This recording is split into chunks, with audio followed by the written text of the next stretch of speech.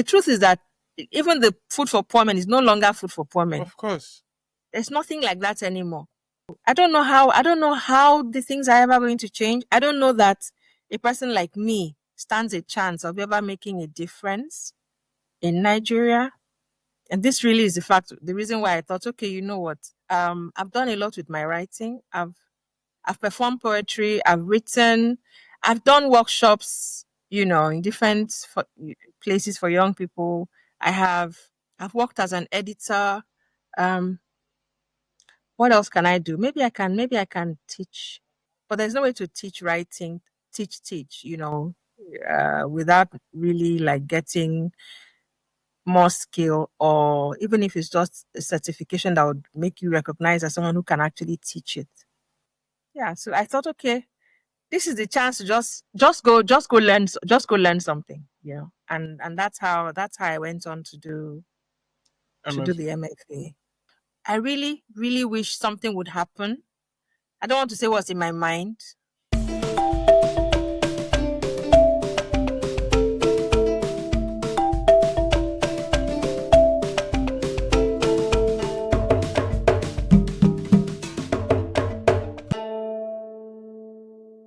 Welcome to Boring Conversations.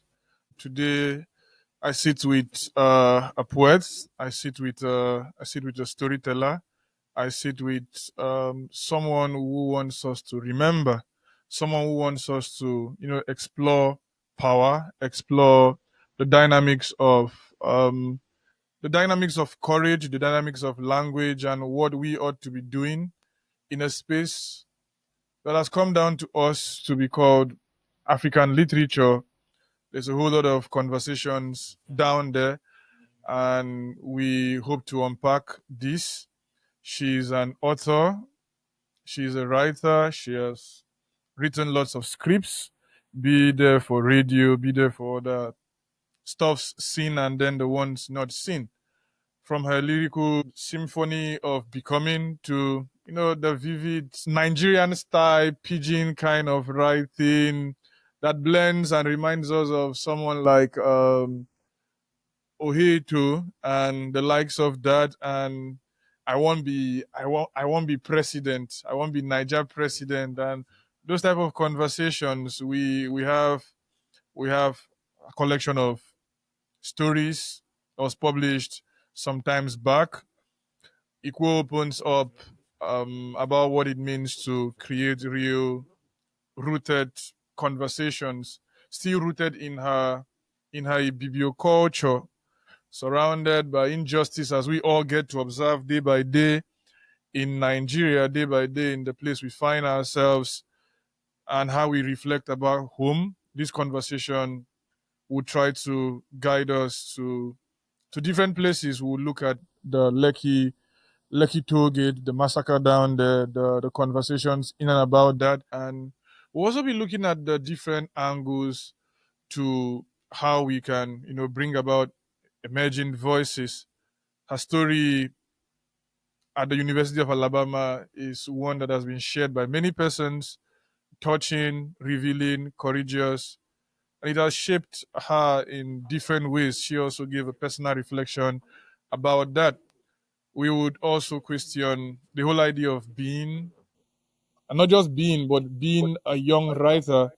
And we're talking backstage here about how long we should have this conversation. And I just had to remind her as to the length her work has come down to us. It's not something in 5 years, it's not in 10 years. It's spanning a whole lot down there. And sometimes people tend to forget how far they have come. Same thing also happened to Chimamanda when she was on a rise 2 days ago, and she said she never stops wondering, the sense of wonderment as it concerns how far she has come, how impactful her work has become. But we will leave all of that to hear from our guest today. Without further ado, I give you my guest today. Welcome, Ma, to Boring Conversations. Thank you. Thank you, Binna. Thanks for having me. Thank you for coming down here too. Your writing has has come down to us not as a surprise. It has come down from many years of researching. Your work spans, an impressive range of genres. If I should toe that particular line, from prose, from radio, from poetry, and screen scripts. You've spoken about how each form of this kind of writing, demands its own discipline, and you've done in and about all of these disciplines well with unique skills also. Could you walk us through how you approach writing, across these different forms? What parts of you show up when you are writing, let's say, poems, or when you are working on a work of prose? What shows up when you are crafting drama, or when you're crafting a script for radio, and how do you juxtapose in and about all of this? Thank you. Um, I just want to say that sometimes when I want to write, I'm not, I don't always set out knowing that I'm going to write a poem or a story. In the beginning, I used to only write poems, but then I started writing stories, and I just let myself go and see how the subject matter opens up to me.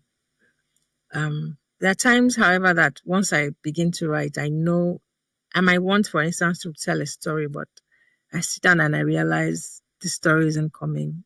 Instead, it's going to be a poem, and I honor it by writing the poem as it comes to me. Um, so yes, that's for poetry and prose.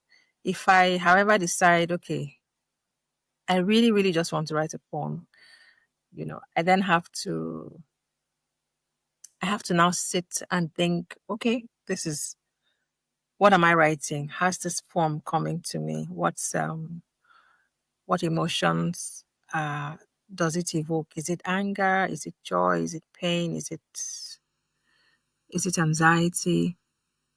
And oftentimes I find that when the emotion is anxiety, it's often easier to write it as poetry. I don't know. um, Not that joy doesn't bring poems. It's just oftentimes that's what happens with me when it's anxiety or pain. It's easier to write it as poetry. Sometimes I have found that after having taken a while from an event, if I choose to do nonfiction, then I can also put that down as nonfiction. But I can't always know, when I set out to write until I start. And like I said, I honor the way in which the subject matter or the topic comes to me, and I write it that way. But when I have to do radio drama, maybe this is because I was doing that to earn a living.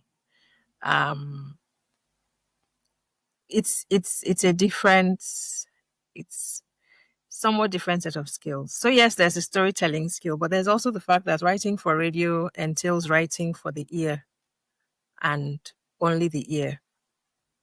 Because if you're listening to a radio drama, for instance, you're not watching with your eyes, so you cannot see the actors' thoughts or emotions on their facial expressions. You can only hear them.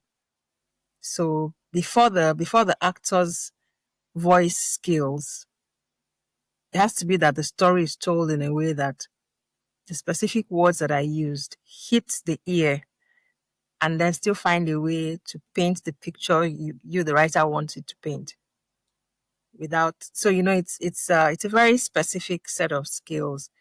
um you don't have you're not allowed uh to build the way you would if you were writing a story in an or a novel. You're Sure. not allowed to build and build.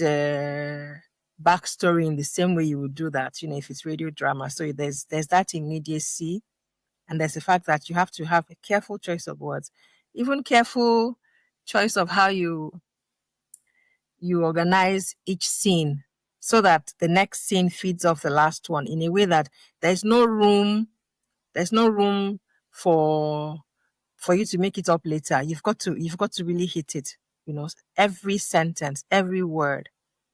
It's fun, but it's just a different set of skills, because writing for the ear is it's very specific, so you can't mess you don't have room to have needless words. And this is already true for prose writing, but more so when it's drama and you're writing for radio. Of course, using sound beds and sound effects help, but the words themselves, especially, the way you arrange them, you have to do it in a way that the ear is captured and then the picture you want is painted immediately.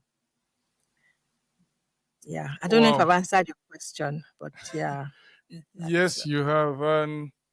And your interview last year, um, on words, rhymes, and rhythm, you talked about the fact that as a writer, if I should quote you directly, you're like, okay, you said,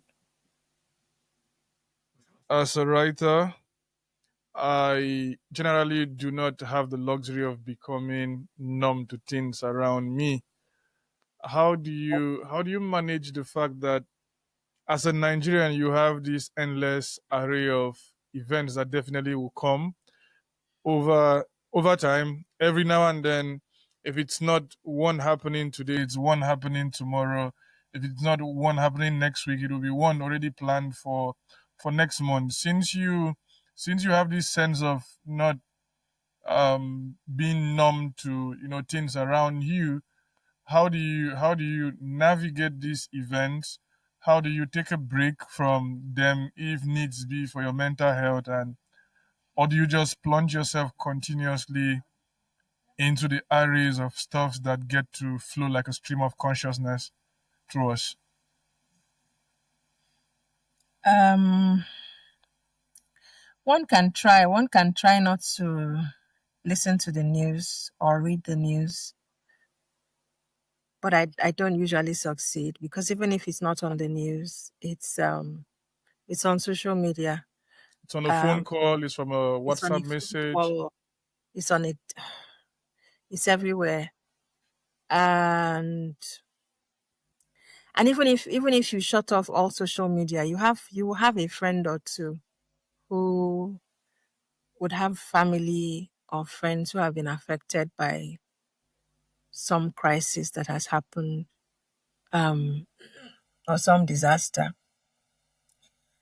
I mean, when I first heard about the killings in Benue, I didn't want to process it. I didn't want to think too much about it. But I have friends who are from Benue. I know people who still live in Benue, who work in Benue. Even if I'm not close to them, I'm close to people who have family there. And I remember the thing just made me remember there was a New Year Day massacre that happened. Now I forget the year because so many have happened. Yeah. But I recall, when I heard that news, and I remember I read newspaper articles.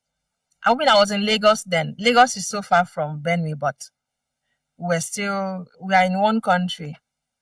I remember reading the newspaper and wondering to myself how the people who had been the victims who had not died, how they would live after that day. And then I remember writing a poem. The staccato was no firework.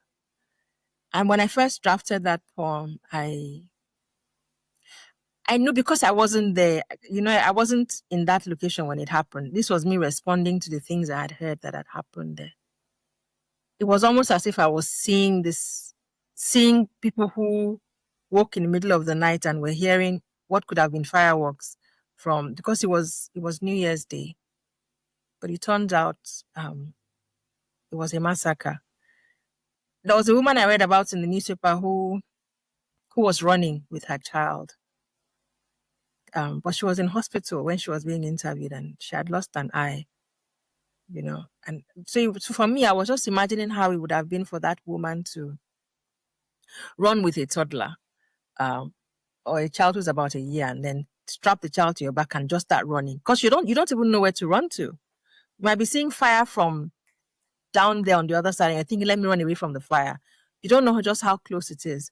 And because there's fire, there's smoke, everywhere is dark. You don't know. All you're seeing, you're seeing people running and people shouting. You don't know that maybe the person who's running not far away is your attacker. You do not know that there will be a gunshot.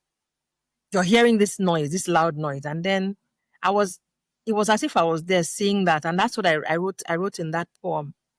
But you see, the next noise she heard was a gunshot that took away her eye. And then there was somebody who was supposed to be a security guard, and they were supposed to be doing some kind of vigilante security, but they didn't have guns. The marauders had guns and other things. And I remember imagining, so if this person had left his wife and child at home, and then they have another child maybe in boarding school, or the child had returned and he hadn't seen it, I was just imagining what these people's lives could have been before they were cut short. So when I first drafted that poem, I remember sharing it with my friends, Tay Agbede, who edits This Is Lagos, and Swedi Reshima Agema, who's a poet and storyteller as well. And I remember him, Swedi in particular, saying that this was so close to home because he had people who had family that were affected in that incident. And it took a lot for me to go from the point of feeling like I didn't have the right to write about this to actually identifying, telling myself, but I do have a right because I am Nigerian. Because what's to stop these people from going from Benue and entering, say, Abakaliki? Not that there hasn't been incidents in Abakaliki, or going from Abakaliki and going from that part of Abakaliki that enters into Cross River State. What stops them in a few years from now from getting to a part of Cross River State where I have friends or family? And there's like I didn't want to process this last one that happened because the numbers were staggering. I couldn't even. I'm like, okay, maybe the numbers are exaggerated, but the truth is, I know those numbers that were even on the news were probably less than the real numbers. Yes. And then I'm trying not to think about it too much, and then I see our president's speech days after, and I'm unable to watch to the end because I cannot for the life of me understand why a human being would talk like that after people have been killed. Like an afterthought, and as though Yes. Because I'm the gonna response reconsider my didn't come schedule immediately. and see if I'm gonna put you guys in this. And even after that, I am not even going to get to the particular location. I will just end in a particular part of the state, and you guys can sort yourself out. And The flippancy with which he was suggesting, try and live in peace with your brothers. What is that? Like, is this the first time this has happened? Do you not feel a sense of responsibility? Even for me, the president's speech is one thing. It didn't even come immediately. The thing happened. It took you long enough. yeah, the You then Pope had to had a sound like you're prayer. doing people a favor. The Pope I even re- had a prayer for them, said even before the president could say something. oh, and it's not bad enough that we're watching little children stand in the rain and dance. I saw that one from No, News Central to Arise, and I'm like, how are okay. they even covering this thing? But I realized they have to cover it to actually, in case you don't know the country you're living in, so you see what's happening. But how did people allow children do that? How? For what? To welcome, and What are you they what were are you painting welcoming? banners. For what What's the banner why does he for? need a welcome? Why do we do this to ourselves? So we are like a people that you are being beaten, yet you are smiling and saying, "Beat me some more, beat me some more." I'm enjoying it. I don't, I can't understand it anymore. So I'm just saying, you want to pretend it's not happening. You want to ignore it, but you can't. You can't. Because at the end of the day, you are still a Nigerian. These are human beings. And I promise you, if this thing happened in Guatemala, I would still be affected because these are human beings. How much more my own people? How much? True. Because I have my brother did his youth service a few years ago in Benue. So what if this had happened? My mom went to school in Benue State for postgraduate studies and all that. It is so painful. So no matter how one tries to avoid it, you really can't. It's in your face, it's in your life. Yeah, it's painful. I don't. So there was a time when I used to talk. Each time I talked about Nigeria's issues, it would make me so depressed for days on end. Like, how I was. There was a day I remember I was in Lagos and I don't know what I was scrolling through X for, and then I saw someone retweeted this song by what's his name? LD. Okay. A very old song, and the person retweeted it was like LD tweeted something maybe in 2014, and somebody tweeted his song. This song was Agoyan, where he was talking about me, Agoyan, me, I go speak my mind, then things say we blind. Sure. In that song, he talks about how our leaders go abroad. They see how things are functioning abroad. Then they come back home. They refuse to implement those policies, but they go and enjoy those things abroad, come back, and they refuse to implement them. Then in that song, he was saying the naira is 140 to $1 today. I was like, oh my goodness, who's hearing this song and realizing 3 years ago the naira was 500 to $1. Today it's 1,580, 1,006. I don't even check. I don't even know what it is at the moment again. It's just so sad.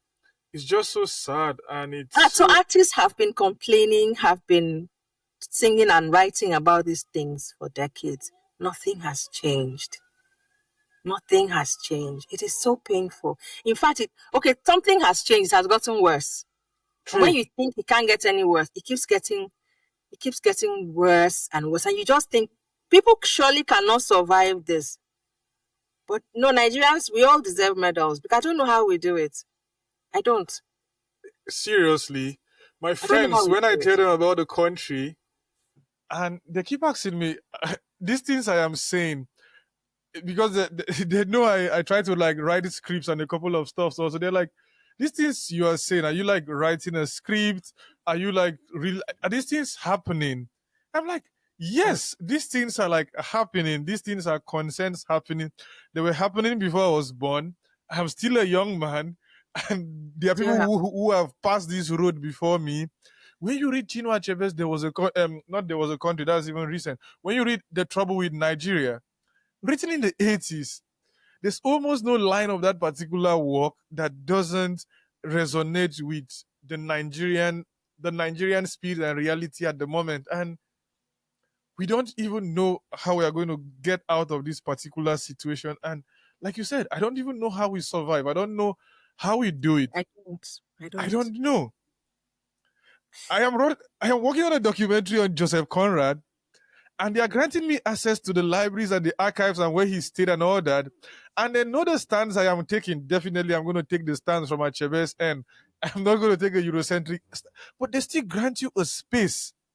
They still grant you an archive to where he was, the stuffs he did, their opinion about the particular work. Well, at least they grant you that space. Oh, you're a researcher, you're writing this, you're working on this. You have that access. I just sometimes think, I'm not like, what if Joseph Conrad was a Nigerian and he happened to have written the type of stuff he wrote about Europe, and Europeans maybe one day 80, 90 years after the book must have been published, come down to be looking for where he stayed. They go pour you hot water. Hot water. They go down. Hey, no, the things they will do to you. You know, even in Nigeria, you cannot speak against power, and if you're loud enough, you'll be in trouble. Of course. Like, you're not. How dare you? It's like, do you not? How can you speak like this again about your father? You know That's the whole stuff they go back to. That's the yeah. whole stuff.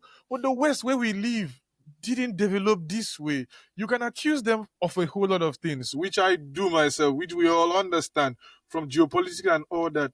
But you cannot take away the fact that they are critical of their leaders, no matter how we see it as a charade or whatever, as though they are playing or whatever. But they're very, very critical as it concerns who they send to represent them, good or bad.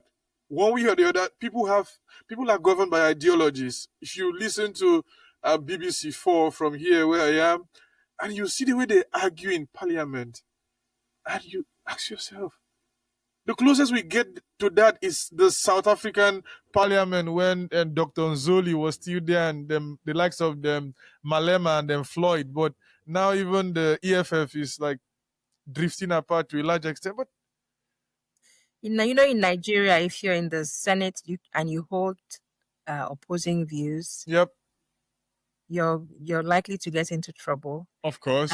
If you happen to be a woman and you hold these opposing views, somebody can threaten that, ask why you're challenging them, and this somebody can remind you that they have someone like you at home. They can threaten that if you keep talking, don't you know I can impregnate you? And I'm wondering, where the you are hell supposed to be people who are making laws for the betterment of the country. How are you able to open your mouth and allow say this these type of things? level of stupidity jump out? How?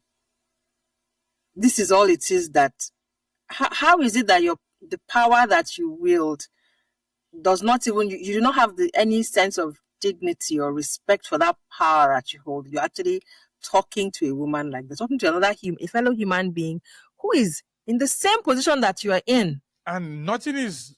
She's as qualified as you are for that particular That as you position. are, you have to demean her and reduce her to a biological function, which by the way is a function that should not occur unless there's consent between two individuals. Yeah, that's what I wanted to say. I was threatening her with it. That you're going to get her pregnant. How are you going to get her pregnant? And you remain in that position. You see, this is why Nigeria is the way it is.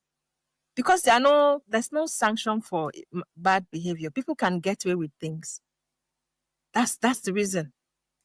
Otherwise, why should the president of a country speak the way he did after so many people were killed in Benue?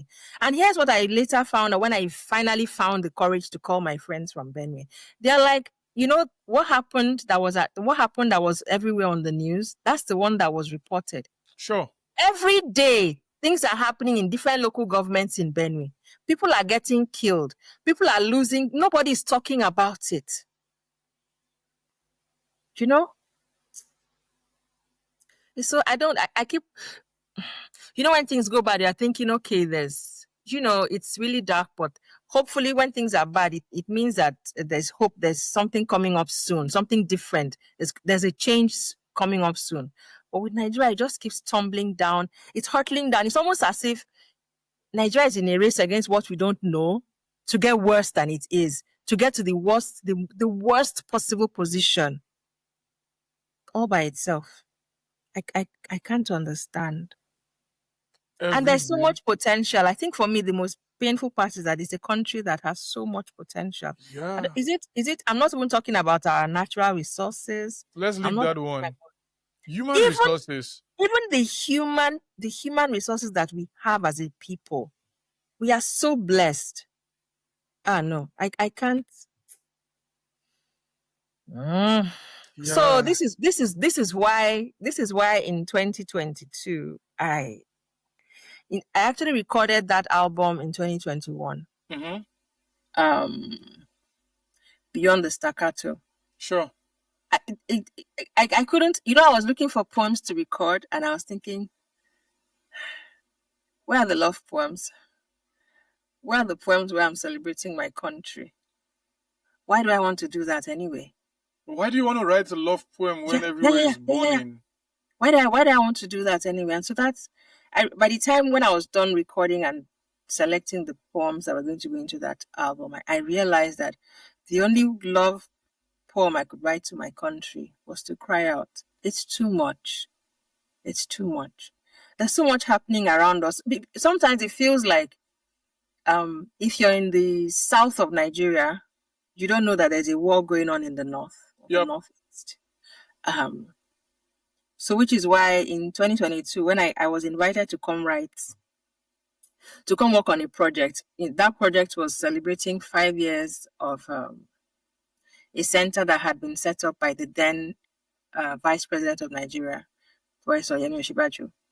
Um, it was set up in Maiduguri, and it was set up for children who had suffered at the hands of Boko Haram, children who had been displaced. So they were in IDP camps. Some of them did not have they did not know where their families were. Some of them had witnessed their families getting killed. So these children were then taken into a center that served as a home and a school. Schools were shut down in Maiduguri because they used to go into the schools and then kill students, abduct girls. So many schools were shut down. Some of those schools were then used as IDP camps, but then even those, the IDP camps can only sustain for so long. Years after all of that, there was still they continued bombing even like electrical installations in Maiduguri. So I was invited to come work on what would be like a coffee table book. Um, but it would really just be talking about that center, that school, and all it had done in 5 years. It was going to be my first time in Maiduguri. I couldn't tell my mother that I was going to Maiduguri. Um, and I was with her when the call came. I couldn't tell her, but I wanted to do this work. It wasn't curiosity as much as just to honor the work that had been done, um, especially because this work was done for children. And the person who gave them my contact had said they reached out and asked which writer could do this, and that the person knew from my work being on the NLNG prize that I was, even though I'm a poet, that I would be the one to be able to capture the stories in the way with the amount of emotion and perception that was necessary for that project. So I respected that the person had that much faith in me, and then I accepted to do this job. And so I went to Maiduguri, and if you live in Lagos or in Akwa Ibom, because I was in Akwa Ibom when I got the call with my family, I'd never seen.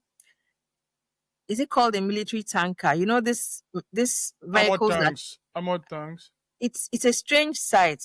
Unless maybe you're driving past maybe a, a military base or some cantonment. You don't even get to see them, maybe unless you get into the barracks and stuff like that. Yes, but here I was on the streets of Maiduguri, going from the airport to the school. No, there was one right in front of me. The car was in, and it was business as usual. There was one stationed near a school. There was another one, and I'm like, so this is how it is. A war is going on, and we do not know in the rest of Nigeria. We are living our lives, minding our own problems because there are problems everywhere in Nigeria. And then I went in there and I was speaking to the teachers and the children. It took all of my restraint not to cry. It took like how I would finish talking with people for the day, then I'd go back to my hotel room, and I'm trying to live like nothing has happened. At those points, I'm happy that that's at those points I would have like delayed reaction set in. Sometimes my mind is like that. It's a delayed reaction. It wasn't until the last week when I spoke with this teacher who had been very helpful. He had been like a guide. introducing me to different people, different sections of the school. They had a section for girls, section for boys. They had a computer lab, they had a robotics lab, they had, arts and language, and I went to the, like the rec center, like the where they cook for the children, where they all have sit down and have their meals together. So I was like, so what am I going to interview you now? Let's talk about you and your experience here. And this young man sits, and he's before talking even about the school, about him coming, what made him decide to come work with the school. He's talking about life in the community in the wake of, well, in the time of Boko Haram, talking about going for a cousin's wedding and then going to his car to pick up something and having soldiers accost him with a gun because they were looking for they had gotten intel that um one of the insurgents was going to be attending that event, you know. And him talking about the realization in that moment that he could actually just die was something he had no knowledge about. And you know why? Because when they held the gun in front of him, as a Muslim, the first thing he said was, he began to say Allahu Akbar, and then began to say a prayer that was like a prayer of asking Allah to take his soul. But you see, this is what the insurgents, it sounds like what the insurgents say when they're about to bomb a place. So this is why the person actually cocked the gun at him. And I'm listening to him talk, and then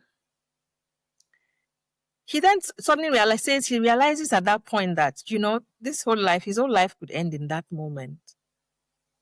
And I'm seeing his eyes turn red. And I realize that we really don't know what's happening to our brothers and sisters across the country. Because this person if this person is really dark, and back in North, many people who are Kanuri are very dark. Yeah. And a lot of those who are in the insurgents are Kanuri. It's so easy to just assume because the person looks this way, they could be connected to them, right? But this is just an easygoing math teacher or something, and doesn't have any. He's not involved in these things. But anyway, he told me how he went from that experience to then deciding if he had a chance to work with children who had suffered. Because if he had that kind of trauma and he's an adult, imagine the children whose communities were attacked consistently, who maybe in trying to run away and to survive, not all of them survived, who probably saw their mother or their father get killed. Imagine the boys who had been taken from communities and taken from IDP camps actually, and they were in the forests with people who had attacked them. And then maybe because they were old enough and these people thought they were old enough, come and handle this gun. This is how you're going to do this, and maybe try to force them to join them. So he said if he could have been affected the way he was, he can't even imagine what those children went through. And so he was very happy to be able to be in a position to help as a teacher or just as an adult that they could see as a safe space and talk to. I'm just saying that whole project really it did so much to me, but it made me realize first and foremost that so much is going on in Nigeria. The rest of Nigeria does not know about it. I think that if we all know about what's happening to all of us, maybe we would see that this thing we're all just being used as pawns, because it feels like different people in different entities are very happy to encourage suffering in different colors. Because when people are suffering, we cannot then come together and say, let's speak against this injustice, because we're too busy looking for food to eat, too busy looking for how to light up our house. Even if you just to buy 5 liters of fuel, put in a small generator and put on the fan. We're too busy looking for how to make ends meet. Food is get right. Cost of petrol is rising. Cost of food is rising. We're too busy trying to think of those things. You can't go to work without spending half of your salary in 2 weeks. People are too busy. People are suffering. If somebody falls ill, you don't know how to. You don't even know if the person will ever get better because you can't afford to go to hospital. There's so many things wrong. It just feels like some people are happy with the systemic rot, that keeps the citizens running around, blindly. Even so, you think it might be happening in front of them. We can't even see it. You can't see it. I just feel like there's so many things that are going wrong, and people in power are just happy to keep maintain that status quo because when that status quo is like that, people can't question them, or demand better service from them. And it's so sad. It's so saddening for me. It's it's a lot. It's refreshing to like get another person try to tell you perspectives they have experienced and how it how it affected them, how they get to see life and how they get to see things. And I spoke with Habiba from the north also.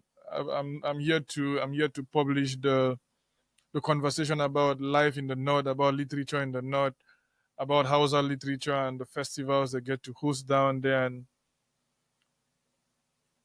it's just shocking how we don't know what really happens down there. I used to tell myself I was cosmopolitan because I've had the chance of living in different parts of Nigeria, and also I've been able to take road trips just to like, you know, see how the country really looked like. You read Che Guevara and then you're like, okay, he took a road trip with his friend and he discovered the country.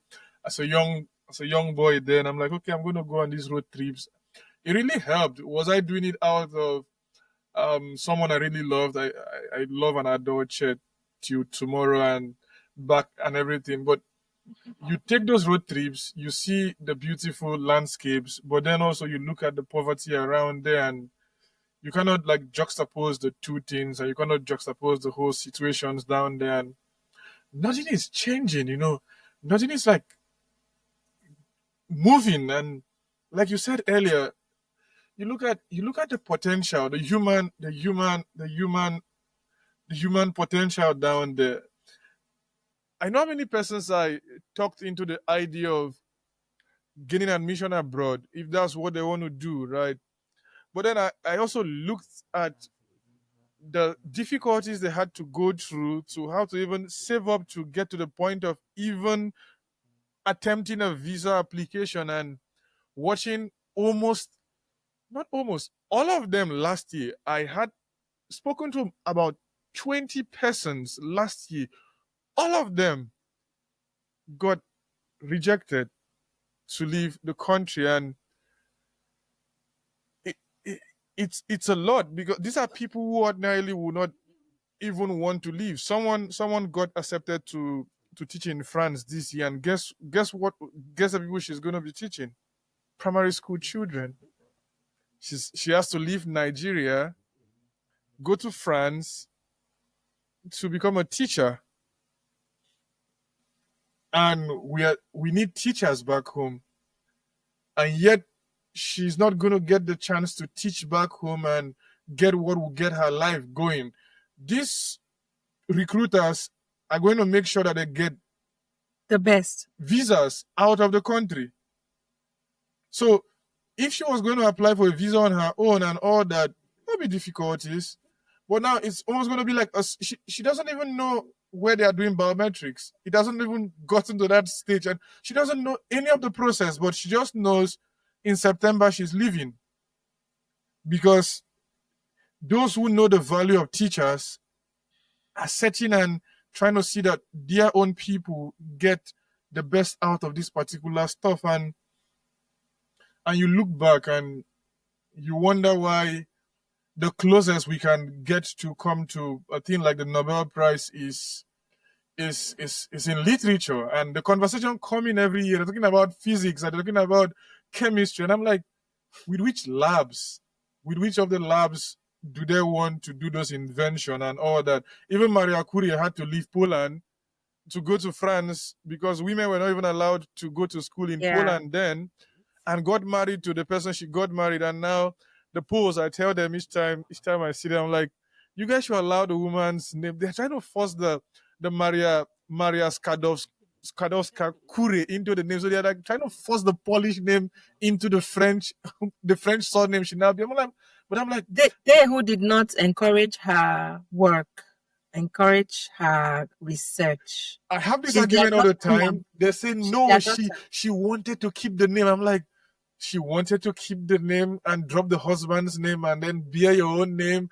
Like, you guys should be realistic enough. But they really adore the fact that she was the first woman to win two Nobel Yes. prizes in two different Prizes. professions and all that. But as a writer still, going back to you, you're like, I think the writer's primary duty is to write and to be true to the story or the subject of their writing.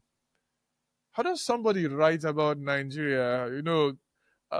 John Elton had talked about becoming Nigerian and conversations like that, and our great Bivanga talked about one day I will write of this place and how to write about Africa. If I'm to streamline it down, how how does someone write about Nigeria? Does someone pick it from the tail? Does someone take it from the head? Because I see the country as somebody suffering from severe burns. You can't touch any part. I volunteered in hospitals back in Nigeria to take care of those about to die. I also learned physiotherapy from them. So when you are turning people who are having bed sores, almost every part hurts. So which part of Nigeria should a writer look at? Which part shouldn't they look at? And how does somebody become a Nigerian writer and write about Nigeria? So Nigeria is not a monolith. So I cannot say write only about this part or pick only this part. Write about any and every part that you come across in all its beauty and its gore and its ugliness. We were talking earlier about taking road trips.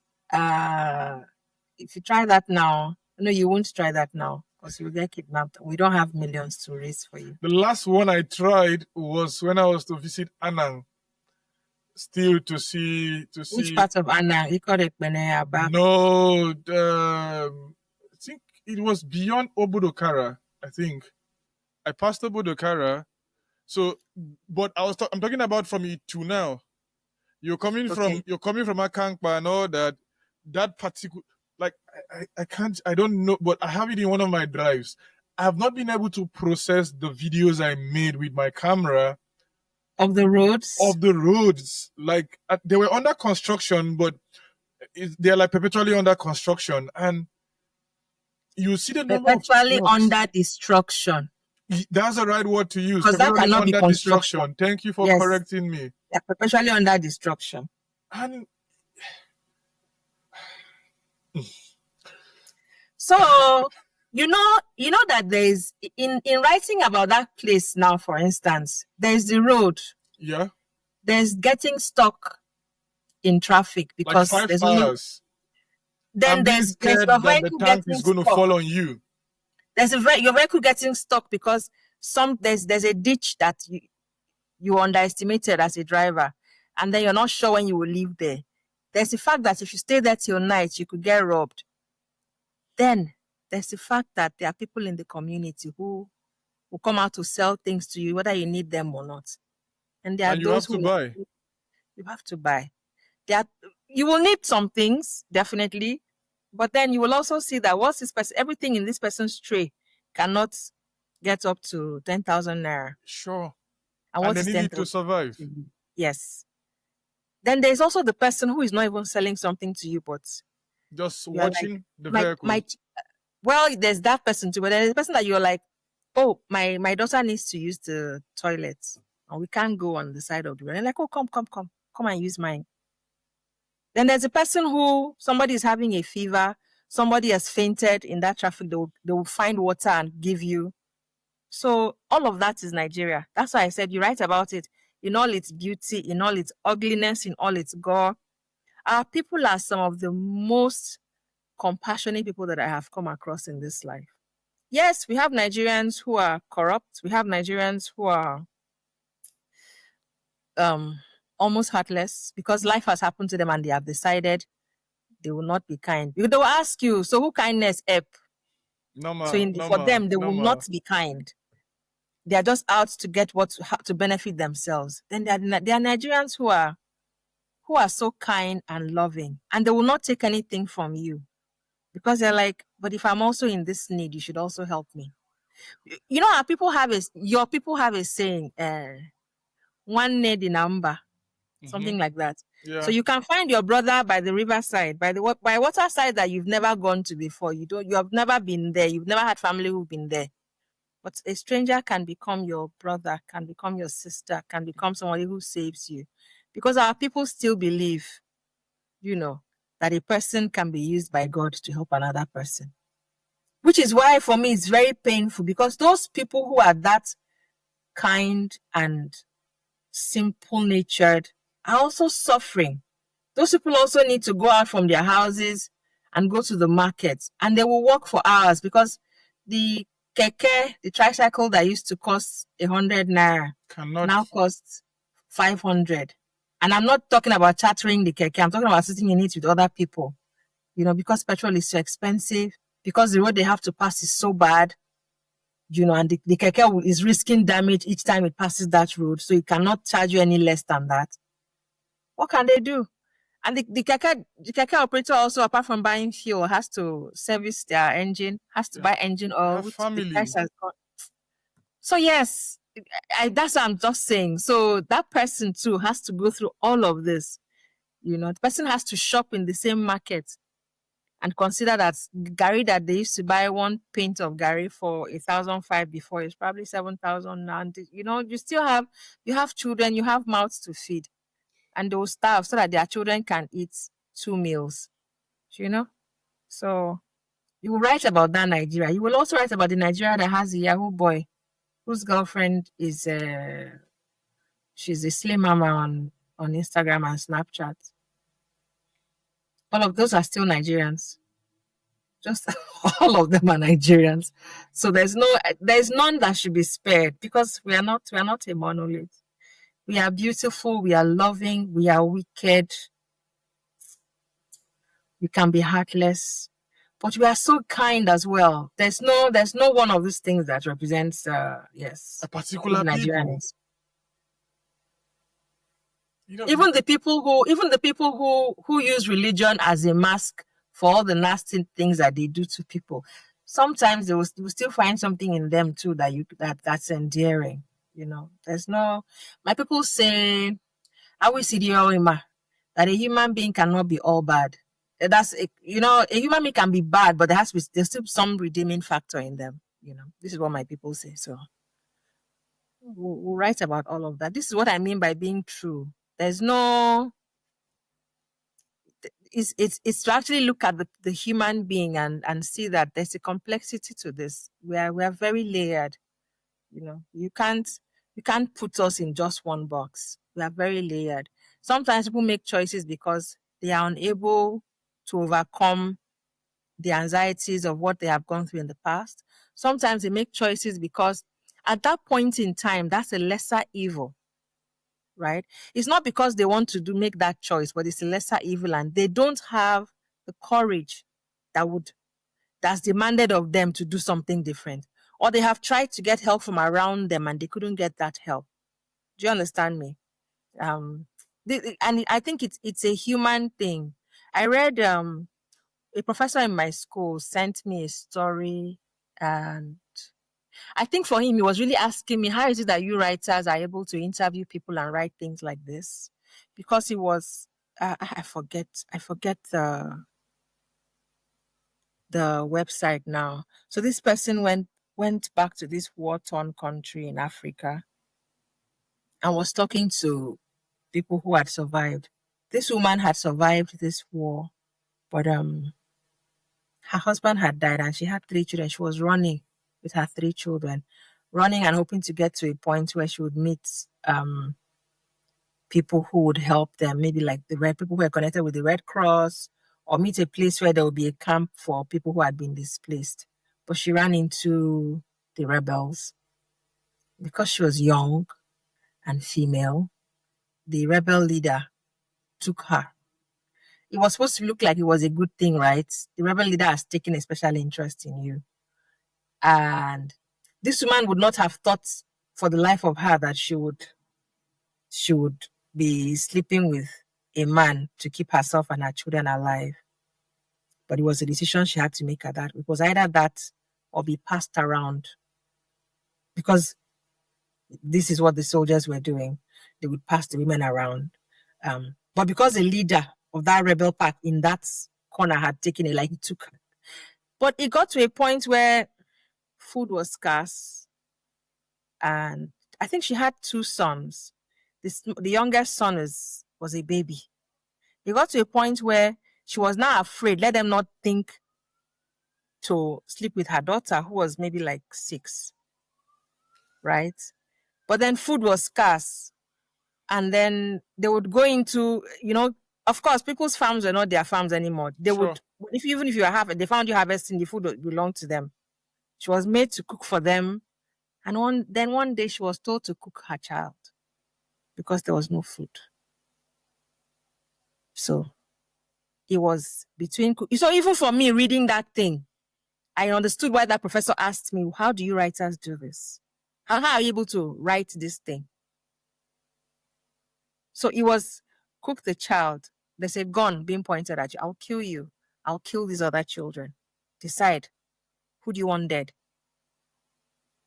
She had to put her child on the fire. So, in my mind, I'm thinking they should have just shot the child, though. The child won't suffer, right? But then she was now begging and begging and begging. And I think the man just said, okay, just take him off the fire. But the child had been burnt already. So that woman is living with the PTSD. Even her sense of worth has been reduced so much. Even her sense of believing that she's a mother is in doubt. Because if you were not there, you can't understand how she would do it. Yes, there are other people would choose, no, shoot me, kill me. But here's the thing, there's nothing stopping them from killing your children after they've killed you. And I think this is what she thought in that moment and made that decision.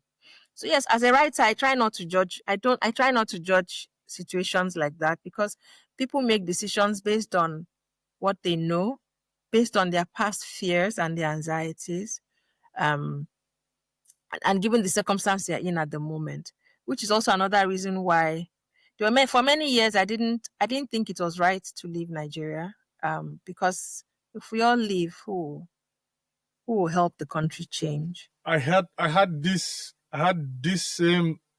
It was a very big it was a very big problem for me. I Leaving kept Nigeria was the last choice I yes. had. It wasn't the.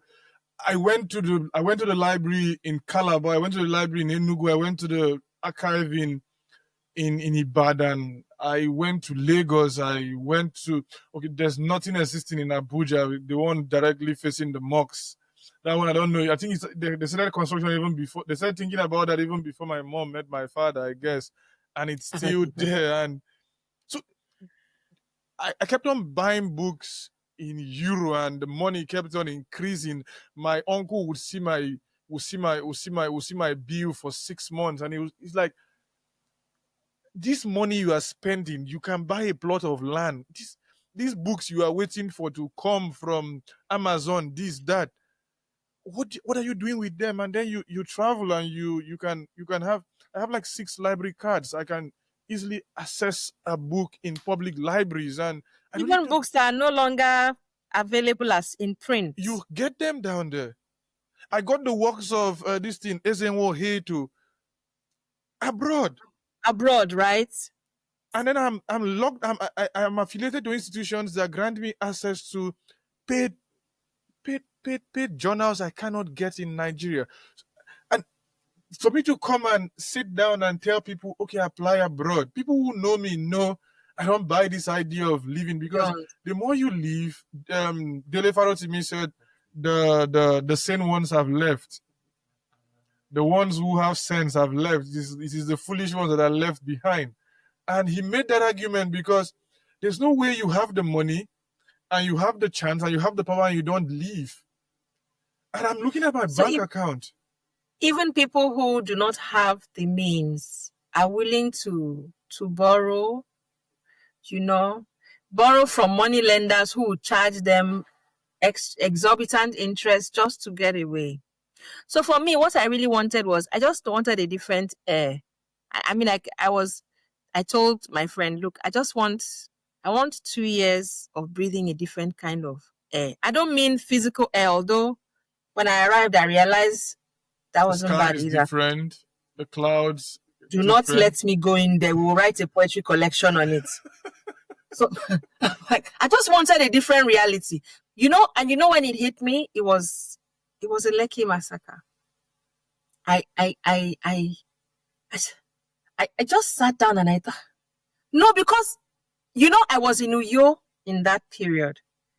I had a reading for Eforiro and Other Stories, and I was supposed to return to Lagos, but because the protests were happening in Lagos, in Ikeja, in Lekki, and it was getting out of hand, people were using it, turning it into a looting spree. There was a real big mayhem that time, and then police officers down. I don't know what happened with police officers and soldiers. There were none of them on the highways, so there were no, and even airplane flights were cancelled. So even buses were running at their own risk. Very few buses were even going. I couldn't fly back to Lagos. Okay, let me take a bus back to Lagos. I'm like, no, there are no policemen on the road. There are no. So they'll stop you at Benin. You stop at Ore, and all those places. Protests were already. I couldn't then travel, right? Because I was planning to go to Lekki, but for that day. Do you understand? But because I couldn't travel back, I couldn't go by road. I just said, okay, I'll just be satisfied with doing the protest in Uyo. But you see, joining the protest in Uyo. So I had family in America that I hadn't spoken to for 2 days. And they are thinking, okay, you'll try and go back tomorrow. I'm like, yes, I'll try and go back tomorrow if I can find a bus. I couldn't. We didn't talk that day. Then the next day, Lekki happened. And they were trying to reach me on the phone. And they couldn't. So all they are thinking was, this, I'm talking about my daughter now, thinking my mother went to Lekki. And for me, it was just even finding out what happened and just sitting down in that disbelief. How is it that, how do you send soldiers to people who are protesting and holding up the national flag? I would never have thought that I would see a picture of a Nigerian holding a Nigerian flag and the person was shot. The person's blood is what is decorating the flag. I could not even, no, I couldn't believe it. I couldn't understand how such a thing could happen in my lifetime. In my lifetime, I was 12, 13, when at the end of the June 12 election, that year, 1993, after the election was annulled, and then Abacha and Shonakon and all those conversations. Before, Abiola was arrested for treason. Then Abacha, Babangida stepping aside and putting Shonakon, and then him being cleared away. And Abacha, the palace issues and that all that. whole year, right, or two, I was a child watching things happening around me. This is where I realized there was something called fuel scarcity. Then you couldn't even get gas we would walk long distance looking for kerosene so we could actually light a stove since we couldn't get gas. And we would not find if you didn't have money to bribe the attendants at the fuel station. And I was a child who was sent on this errand. Of course, I wasn't giving money to bribe anybody. But I had gone through that experience. I had gone through watching people, only a few cars driving past and having leaves on the vehicles. So I had gone through this thing, and I may not have understood it as a child, but as I grew older and more things happened, I began to remember and then ask questions and then understand better. So it was difficult for me to understand that you could go from that in the 90s, and then this is 2020, 2021, and things like this happen. How? I just felt like, so what am I? I'm totally useless here. You know, I want to be in a position where I can serve my country, but if I'm only going to be killed, how does that serve the country? All those who died, who first of all were denied, they were not even acknowledged. The very first thing that the military came out and said, no, it wasn't us, we didn't send anybody. But there are videos showing your people there, and you said it didn't happen. Next thing we're hearing is, okay, actually it happened. Okay, and the stories kept on changing. Then eventually there was a panel set up of inquiry. And the panel till tomorrow. Oh, they came up with some story. To me, that is considered as. So all those people who died, they died for nothing. These people were young people, just tired of the rot in the society. And the thing that they died for, we still have SARS and other entities like SARS who are still tormenting people's children. I have a doctor friend who, he said before he got his own car, he's going to work or coming from work. Maybe he's been on call for 2 days, and he's tired. He's sitting at the back of a bus, and the bus is stopped. They will pull him out. Why? Because you're young. And it is a belief that every young person is probably doing Yahoo. This person I'm talking about he's not carrying bushy hair. He's not wearing ragged jeans. He's not locking his hair. Not that any of those things I reason. But he's a young male. So come out. It's until he shows them that he's a medical doctor, they now be like, doctor. Okay. But they'll probably still ask you anything for the guys and then before letting you go. Those things are still happening. But when that massacre happened at Lekki, I just really I don't know, something broke in me, and I thought, so all these dreams of patriotism, because eventually it suddenly began to look like it didn't make any sense. It was just a stupid dream. So I mean, I miss Nigeria every day. I want to go home. I really want to. I can't lie about this, but like I was telling someone yesterday, how can you serve if you're not even given space? If you're not given space, how will you then be able to serve? Yeah, and I was home last year, and it was very, very painful. I have somebody who was saying, no, people are just complaining. You know how people just like to complain. Things have been hard for a long time. And I said, Auntie, you are speaking from a place of privilege. You're not paying rent every month. You're not sending children to school anymore. I'm sorry, but, you might not like what I'm saying, but you don't have to think about school fees. Your husband has money. Those people, they don't have that luxury. Was he not the Queen of France, the last Queen of France before the French Revolution took place completely, Queen Antoinette, that when she was confronted and asked, the people don't have bread, she said, let them have cake. Let them have cake. And what is cake? You can't even imagine buy cake. bread, which is like in Egypt, if you go to Cairo, like it's almost, you eat bread with almost everything. I think it's nicknamed life. You eat everything with bread. And this is like the most cheapest commodity you get to find. And on the streets of Cairo, even when you see it on the ground, you are told to treat it with reverence, and you pick it and to show that importance and just move back 200 years ago. This queen was like, let them have cake. So they cannot eat bread, but they can afford cake. So privilege has blind. So you see, that disconnect with reality, I think, is another thing that makes our leaders continue being the way they are. Because when you realize how every day the common man is suffering, you will not get up and be quoting the macroeconomic benefits that your government has brought to the country, which, by the way, could just be figures you are just listing because you need to. It sounds pretty. Because if it cannot trickle down to the everyday man, what's the sense in it? What really is the sense in it? You I, know? I listened to Senator Sukwa when then he was not a senator yet. I was just like going through some old stuff because there's also tension brewing and growing in Cross River. So I was just like looking at commentaries I'm going to look at, and there was this young guy quoting data and quoting figure in South Africa when he attended some conferences. I'm like, what has happened now? All of a sudden, he's down there, and I don't know what's happening. I don't know what I don't know what they tell them when they get to those places. I don't know what they get to do and how they get to see life. And They, it's as if they are desensitized, you know? It's but for me, like I was saying, I was home and I was just so pained. I'm before I left Lagos, I remember I was on a bike in my neighborhood, and the bike man was saying, "Ah, auntie, everywhere just tight. Say all these big men. I don't know whether they know they think. All this like governor and all. Wait, they know they think.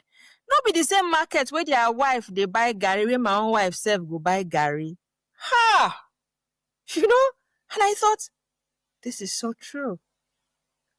There's no special food for the masses, for the poor. So they still have to ah but the great in people cannot eat yam again in Nigeria, even because it's Gary gold. is luxury. Like Gary, when we were growing up, if you are drinking Gary, people will laugh at you. You don't have money. That's why you are you be drinking poor Gary. person, they Try it drink now. Gary. Try it now. It's luxury. I think I remember And you see, it's such a luxury that our people began to make jest of Gary. Okay, it's supposed to be a joke, right? What was the joke about? What was Gary called? Gary and Granite was something G-Nod or something. flakes and How do I call it again? floating berry. Yes, floating berry and some flakes. My sister would know better. But this is the joke that our young people crack just to get by. The truth is that even the food for poor men is no longer food for poor men. Of course. There's nothing like that anymore. Yeah. So I don't know how the things are ever going to change. I don't know that a person like me stands a chance of ever making a difference in Nigeria. And this really is the reason why I thought, okay, you know what? I've done a lot with my writing. I've performed poetry. I've written. I've done workshops, in different places for young people. I've worked as an editor. Um, what else can I do? Maybe I can teach, but there's no way to teach writing, teach, without really like getting more skill, or even if it's just a certification that would make you recognized as someone who can actually teach it. Yeah. So I thought, okay, this is the chance to just go learn something, and that's how I went on to do MFA. the MFA. But eh, I really really wish something would happen. I don't want to say what's in my mind. Who knows where it will be quoted in the next 5 years? But something could just happen, and then we close our eyes and open them, and then we have a new crop of people Ghana in has power. happened to Nigeria. Let me help you and start structuring it.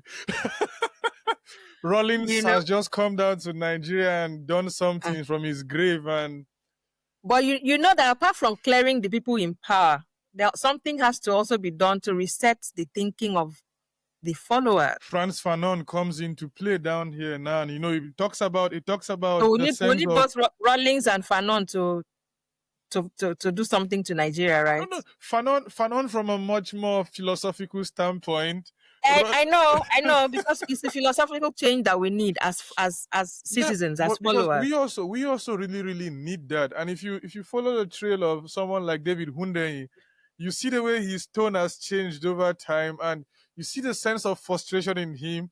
You see the whole idea of him shouting down on everybody who, like, every dissenting voice. Because I think this messianic concept is a thing that has been with us for a very long time, from the days of Achebe. Achebe said the average Nigerian just believes one day a messiah would just enter the ship, as the same way the Mhm. sailors came, and just bring about the glory of the land, and everything would happen, and everything would just be centered around there, and the whole country would just be fine without them doing anything. I think that's why I was trying to draw a contrast with Fanon, who talks about, the people who have to get to tell themselves that the consciousness and how life ought to be things they also have to consciously want to do. And so you see why I'm like going back to Fanon, and why I was looking at Fanon is because, we are just hoping and thinking, we'll just get this Messiah one day that would change things, either in P2B or in David Hunde or in Showore or in Very Dark Man, or, we just like to pick these archetypes and we want to place them there as our, forms of memes, and we look up to them and we cast these archetypes at them, and we say, if it was not Awo, and it was not, if it wasn't, Namdi Azikiwe, if it wasn't Gowon for some persons, and Ojuku for some persons, or Philip Effiong for some persons, or MT Imbu for some persons, or, let them just go do the work for us, and then we will just see that things get to change. We But all then have you to do read, the work. We you all have to read, do the work. and you discover that the real corruption is in the brown envelope, and the man of the people tells you it's not the politicians, it's the No, brown envelopes in the civil service, and how things are run down there. Tomorrow you get P2B, or for some persons you get Showore. What would he do? Run one across, person isn't enough. One person isn't enough. All across the whole polity. Because how will you make the systems work if the people are still corrupt? If you don't have laws that ensure that people pay or people are held accountable, how will it ever work? It won't. Because it is still the human beings who will, you know, twist the laws or totally ignore it or tell you, no, I am the law in this office. This is my office. I am the law. So you do as I say. No, that we remind need me of some of those offices. I beg, those ones in Abuja, in that place close to the national mosques. You see, they tell you, Oga no day office, Oga go burial. Like, I don't want to talk about Fridays. Fridays are like no brainer in Abuja. That nothing happens in nothing Abuja should on Friday. Like, Fridays, wait, like, wait till the next week.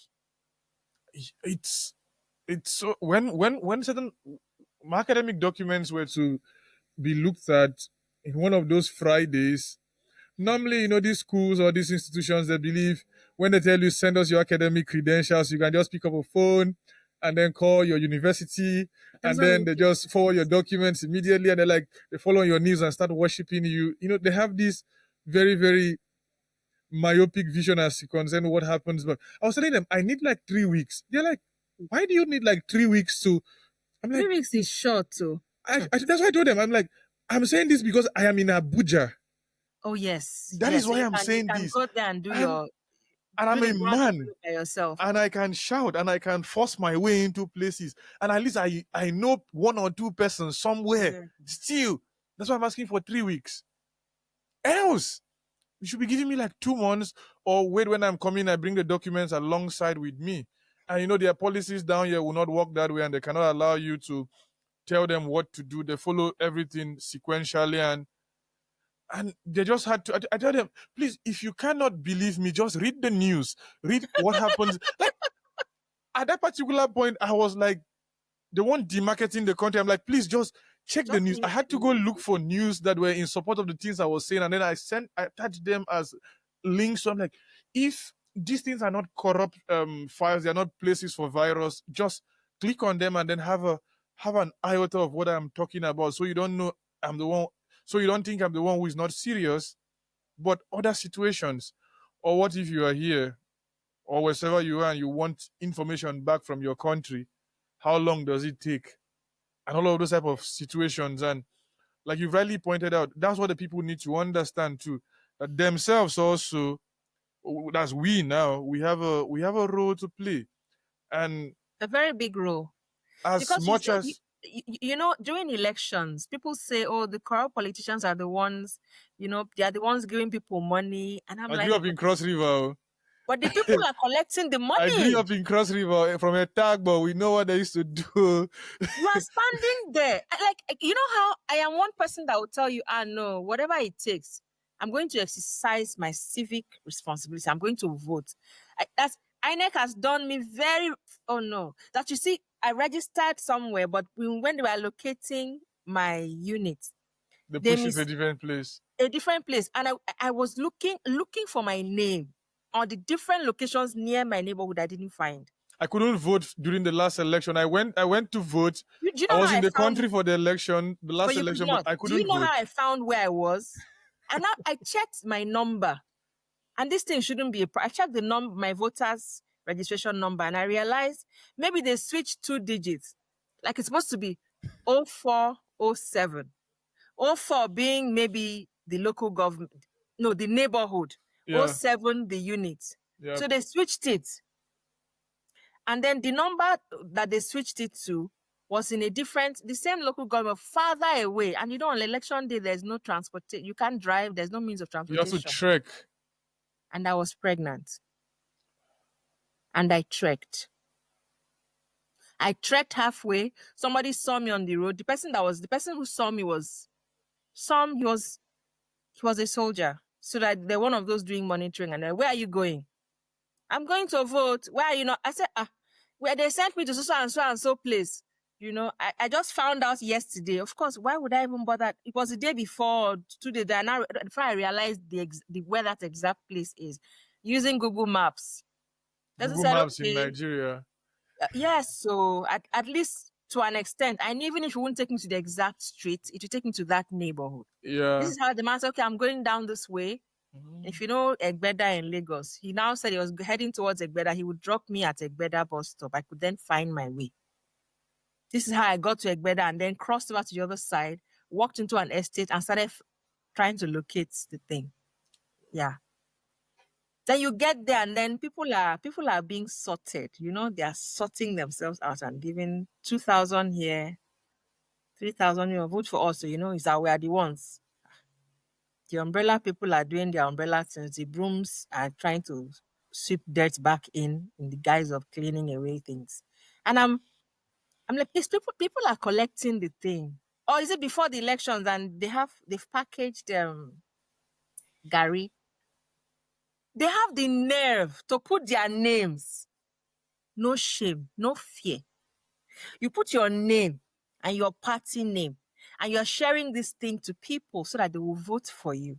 Shit. So In, I had to ask. So if this is rice that has been shared to you, and you're a woman who say you are a tailor, you have children at home. How many times can you eat this food? how many cups of rice? Because it's a small package. How many cups of rice is Like, this? When you finish eating this food today, before the food digests, the person has entered power because you voted for them. And then you have another 4 years of suffering. not even as heavy as my dumbbell or whatsoever. No. And then they will say, about what we go do now? What will we do? Yeah. I said, but now only one time eating now. You not see you will not suffer for 4 years for one meal you've just had. Is it worth it? Is it worth it? Actually, and in fact, I should tell the collect the thing. Vote for who you want to vote for. But even that, eventually I realized it doesn't make sense because if there's no one going to contest for this election who is a saint. Agreed. Maybe this person has had a track record of keeping their word, or like I do not. This is not a platform for supporting one particular candidate, but maybe this person was a governor, and when he was governor, you saw the things that he did. Many people didn't like some of his policies because it stopped them from being able to cut corners. But if you have that kind of person and then you vote for them, if by some upheaval they get into power, who is going to be their minister? Who is going to be the commissioner for different things in different states in under this person's Like government? mines. Yes, like mines or electricity or petroleum. Who is going to be the commissioner for works that will ensure that these roads that are constantly under destruction in the guise of construction will actually function? Who is going to be who is going to be the people who are in civil service, who are in the different departments and leading. Who are those people? They are people from amongst our ranks. And the corruption is rife amongst our ranks. People just feel like it's my own turn. This Emilokon did not start with our present president. Of course. He It's just been he just everybody took it just feels personal. it's my turn to eat. Even as you're going in, if you have good intentions, everybody around you is telling you now that you are there, it's our turn. We need to also eat. What do you mean? What happened to service? What happened to suffering to make things work so that later on we will all enjoy? Because I tell you, our people saying it's like we've forgotten where we are coming from. We have people who have sayings like, the best thing to do is to plant a tree, not so that you will sit under it, but so that others ahead of you would get to sit under the tree. Where is that ideology now? We don't have. It's like we've thrown it away. I came across, there was a time we're shooting a documentary in the Niger Delta. This documentary was, I think, funded by the British High Commission, and it was to show that there are many other sources of income, other stories apart from oil bunkering and militancy going on in the Niger Delta. And I was very happy to take part in this documentary. Yeah. But you see, I found that there are many things. I didn't even realize that we had so many tech hubs in the Niger Delta. It was that documentary that opened my eyes to it. But then there was somebody that we interviewed. This person used to be in one of the youth NGOs at that time before and after the killing of Sarawiwa. And this man said that our people have a saying in the Niger Delta, that we did not um, we did not inherit the land, that we are borrowing her for our children Yeah, and the this children's was this children. Lebanese, also this Lebanese poet also said that what was this guy's Mahmoud Dawish. the author of the prophet, Oh yes, Gibran. Khalil Gibran. Gibran. Khalil Yeah, Gibran. Gibran also But said you that, see, you know. this man, this Niger Delta man said it's a saying it's like an just saying, you know. You do not inherit land. So even though You we borrow it from have your children. we borrow it for our children. So we are holding it in trust, meaning we should care for it. Do you understand? It's such a deep saying. So it's not only land, everything you think you own. How are you? What will be the legacy you leave behind after you've used that thing? So with land, for instance, the Niger Delta the man was talking about the fact that with all the the exploration and all the despoilation of that oil exploration has caused, it's a shameful thing. What are you leaving behind for your children if after all the extraction of crude oil, all the gas flaring, the land is damaged? It used to be people who could fish and farm. You can't fish anymore because all True. the waters are poisoned. You can't farm. The places you go, you step on the soil. What comes up is crude oil. Not because there's oil under there per se, but because Spillage. it's yes, spillage, and it's been spillage for years and years, and that's even like that's just the beginning. There's so many things that has damaged the land. But so beyond land, everything that you have now, you are supposed to be holding it in trust. Because if others had ravaged it the way you are doing, you wouldn't have met anything on ground. So it's like our people don't even have that sensibility. What we're thinking now is, no, it's my turn to enjoy. I've suffered enough. You will suffer more because this enjoyment, it's like you are being wicked to yourself. Because in the future, you will not have anything to fall back on. Yeah, I just keep thinking, how did we reach here? Our parents tell us how, when they were raised, their parents didn't allow them to look at other people's things. You're supposed to be content with what you have. So what then happened? What then happened? Is it that Yep. when you were now raising your own children, you did not raise them with those values? And you are looking to um you're looking to Barney and whoever to raise children for you. We Because now stayed we I don't know what are we thinking? What are we doing? we You stayed in know? houses that were not the best. Many persons did, and even those who were in like well-to-do houses, they never had everything, and they could still share a room with their sister, with their brother. And some persons had it the hard way and stayed 5 persons, 4 persons in one In a room. room. Yes. I read what Romeo wrote about remembering his mom and the place they stayed before life turned in and about how life turned out for him and his siblings and him wishing the mom was here and all that. He was remembering his bed. I think it was on his birthday or so, and you get to see that particular sense of pride in the fact that it's a humble beginning, it's a humble house, but many persons are so ashamed now to even acknowledge the fact that they had such childhood. It's like it must be in a house with marbles and all of those stuff, a gated house with no road, with no proper sewage system and all that. But let it just be blue lights or red lights or whatsoever, those shiny stuff that I don't even know. At least let it be imported, if not from Italy, let it be imported from Libya, and let there be this touch of something imported, and people are just unnecessarily anxious. And yeah, is it deforestation happening in our own side down there in the south? And the last time I was home, the roads that were built, that we were even managing as people who grew up in that part of the world, where we don't have any contact with the tankers and all those type of stuff that destroys roads easily. But now I asked the youth chairman, was in 2021 when I visited home, or 2022 or so, and I'm like, why are the roads bad? It's like, we don't know. I think the road are expired. I'm like, no, you guys are allowing lorries to come in to take timber out, and the weight of the timber is what is like pushing the substandard road that was even built for us to manage. And you guys are not looking at this. And I asked them, where's the money from the timber?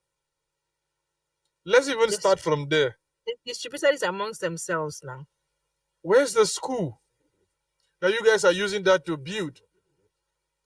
I look around Boki where I stayed and I cannot find one public library.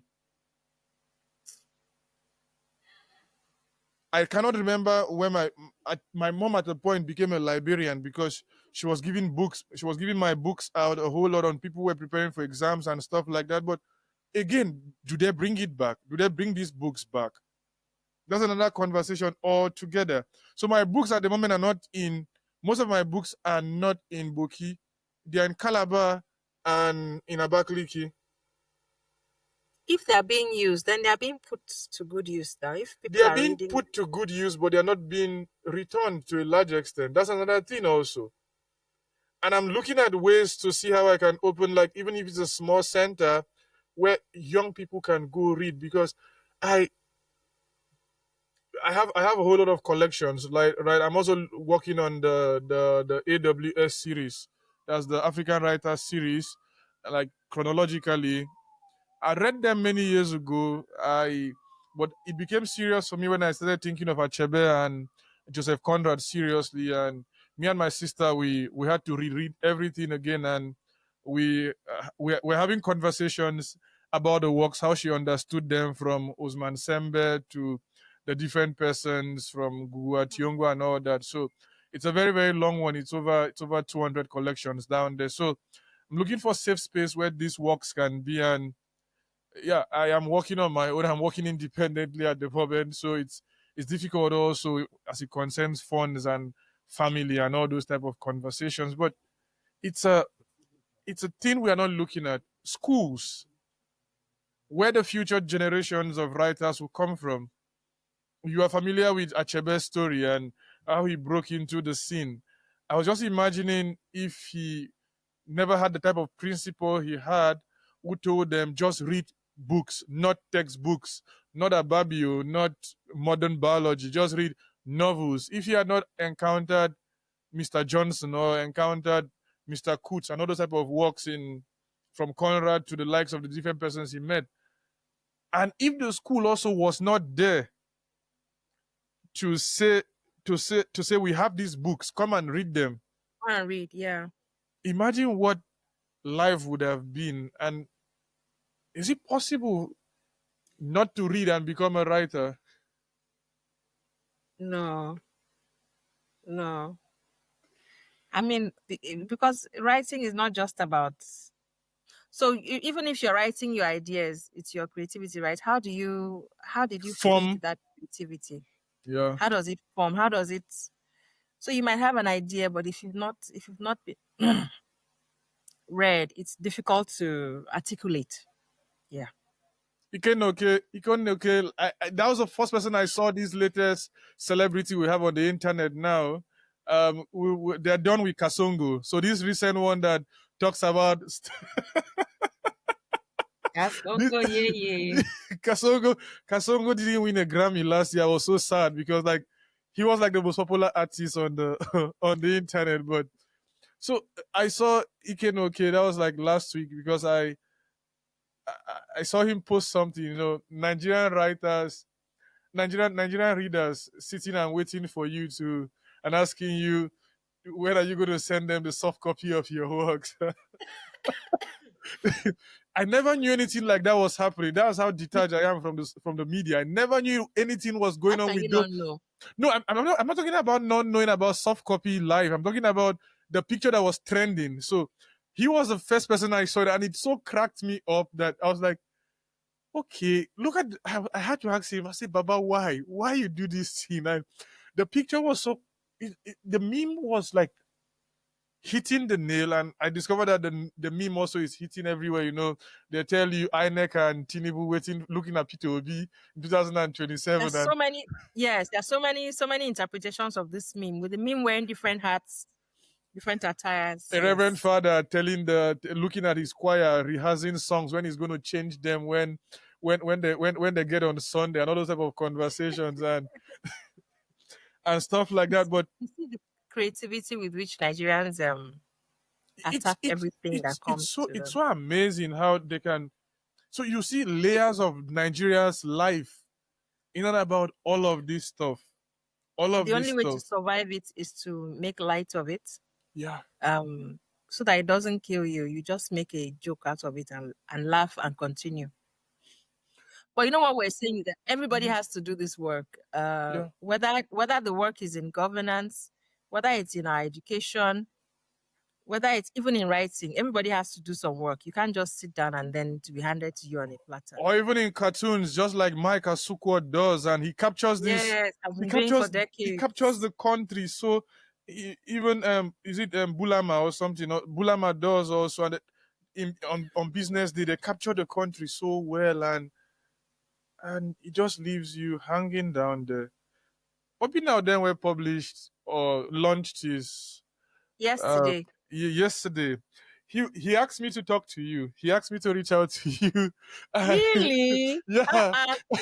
I didn't know that you are in touch with my darling Obinna. I mean, I will tell you, he has this wife here, this wife here. You don't Obinna even know has how many. six You don't six even know wives, how as at the many. last time we counted. We are waiting for him to marry Janet Jackson. That's who he said he's He married wanted me to. to talk to you. He wanted me to reach out to you and all that. You guys had you guys had some projects together and all that. You will also have publications featured in some of those magazines. Was the Mm. fate of Praxis? Was the fate of the online magazines, and how do we go from there? Why are you asking me this question, please? So just as there have been online magazines that we've heard less of, like you mentioned practice now, and I'm like, yeah, that is true. There was practice, but there are many other platforms coming up, and I, for one, am editor of Yeah, omenana.com, which is an African speculative fiction it magazine. publishes 3 times a year, right? Um, Three or two? we've been Three? trying to make it 4 times a year But it since I has always joined. been 3 times. I think I yeah Before then, it was 2 or 3 times. When I yeah joined in yeah. 2019, we tried to make it 4 times a year, and we succeeded in 2020, 2021, 2022. Um, yeah, so it's really not easy. And I'm speaking so, like, for Minana, for instance, the we've had this running debate about whether to put a paywall on the magazine so that you have to pay to access it.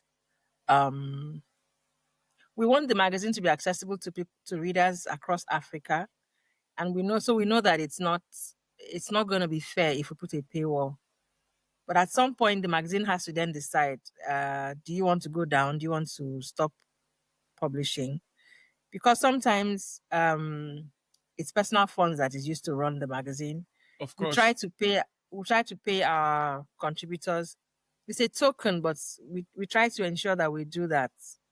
Um if we get funding, it's really helpful. If we have people who are saying, okay, we're going to donate to your Patreon account, that's something that you have trickles coming in all year round. But the magazine itself cannot survive on those donations alone. So personal funds come in. Um, we've had situations where we want to publish a certain number of, and this the first time this happened, it was so painful for me because that year we had so many great submissions in different subgenres of speculative fiction, and you know how you have 10 gems and you have to now decide. So we're dropping this five and only publishing this five. And we've already decided that these 10 are the best so far. Not like there was a maybe there. They were great. And because I'm editor, it was up to me to now send. I'm like, how do I send the rejection to these people? It's not fair. I had to then find a way to write and tell them we wanted to, but we couldn't. I'm sorry. You know, it was very painful for me. And so each time I'm like, so what can we do? We now go back to this running argument. You put a paywall, and then if people pay before they access the magazine, of course, people outside Africa will not have a problem because you're not going Sure. to the cost, whatever cost, the cost you put on the magazine will not be something they can't afford. They can At, afford it. at most 2 hours of their work shift or whatever that is, Yes, or it really even less won't than matter that. to them. They will pay, but we want it to be accessible to Africans. And the magazine has been such that we've published people who maybe have not been published ever before, and they get published with us. And after publishing with us, they publish elsewhere. Then they win an award, and this gives them confidence and to keep pursuing speculative fiction. Already, speculative fiction is something that people think, oh, Africans don't do or don't know science fiction, or we don't do magic realism. As if all the stories we have, all our folklore, Village people, all those. oh yes, as if what is it? As if we don't know what horror is, or What is cyberpunk J.R.R. and all that. Tolkien's talking about in Lord of the Rings that we don't And those have things are not in strange Akwa to Ibom? us. Those things are not strange to us because these are everyday. These are things we talk about every day. Our Yeah, people talk about another life of as if course. it's right because our cosmology believes, we have three realms and they're existing Rite next to to each other. passage and immediate one. Yes. And some people are going to have a meeting and they're pouring libation to ancestors.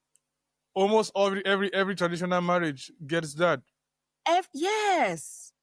So it's I mean, and we have all the gods and deities all across Africa, Yeah, So we want our people to have access to these stories, to have a platform to tell these stories, so we can pick the best that we get and publish them, and everybody can access it. But it's not easy running a magazine, and then if you add that, if the magazine is is set up in Nigeria, and either the managing editor or the founders are Nigerian, they're also struggling trying to make ends meet in a country where food is difficult to come by. Petrol.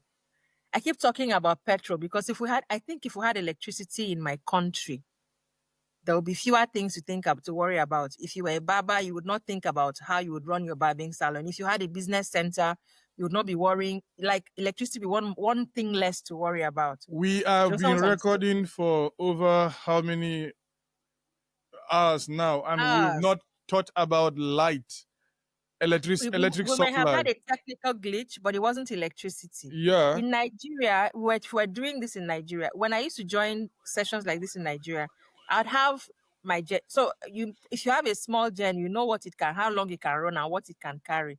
Maybe you want to power with a big gen so that your mind is at ease and you are running for a certain number of hours without worrying that it will sputter and the light would go off. So you need to have a lot to invest in that kind of work. A lot of businesses suffer, a lot of industries suffer because of electricity or the lack of it. So if you If for instance you run a magazine, even if it's an online magazine, you need data, you need electricity, you need to be Data able is a to different world in Nigeria, and telling the you. people don't really understand.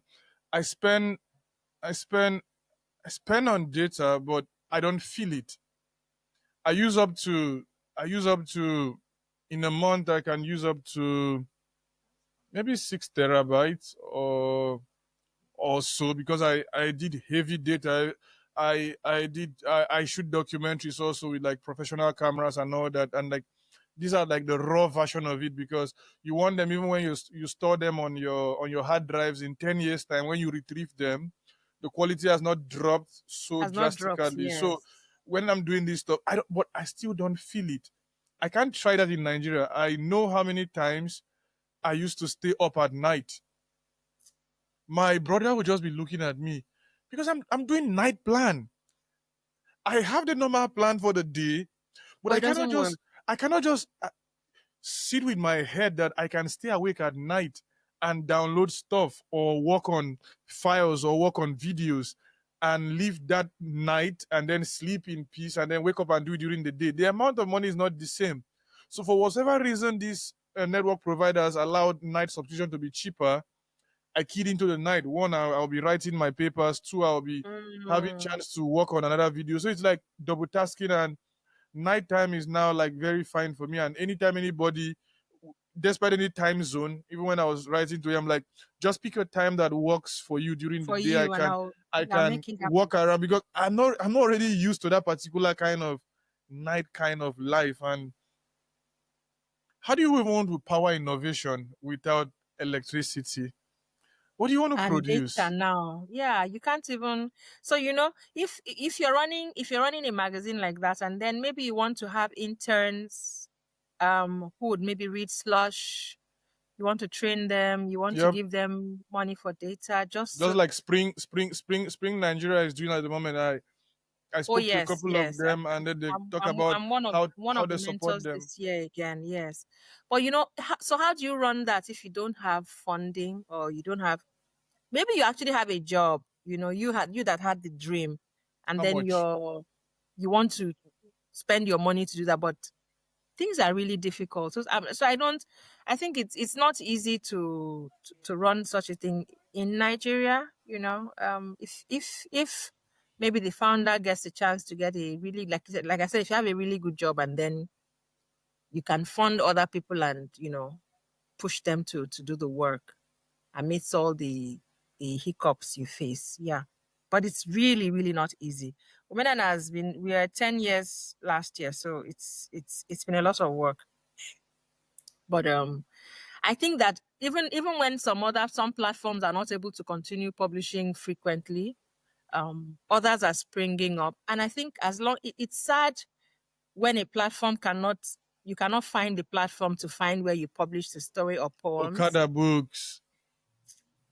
Yeah, yeah, yeah. Okada books like hits me like left, right, center. I'm like, The young man tried though. Let's give it to him. He tried for the sure, years. when I saw the last notification and that it was, there were speculations, and then it became something Real. you were like seeing, and then all of a sudden you type now and it doesn't pop up, and you I ask mean, yourself what next.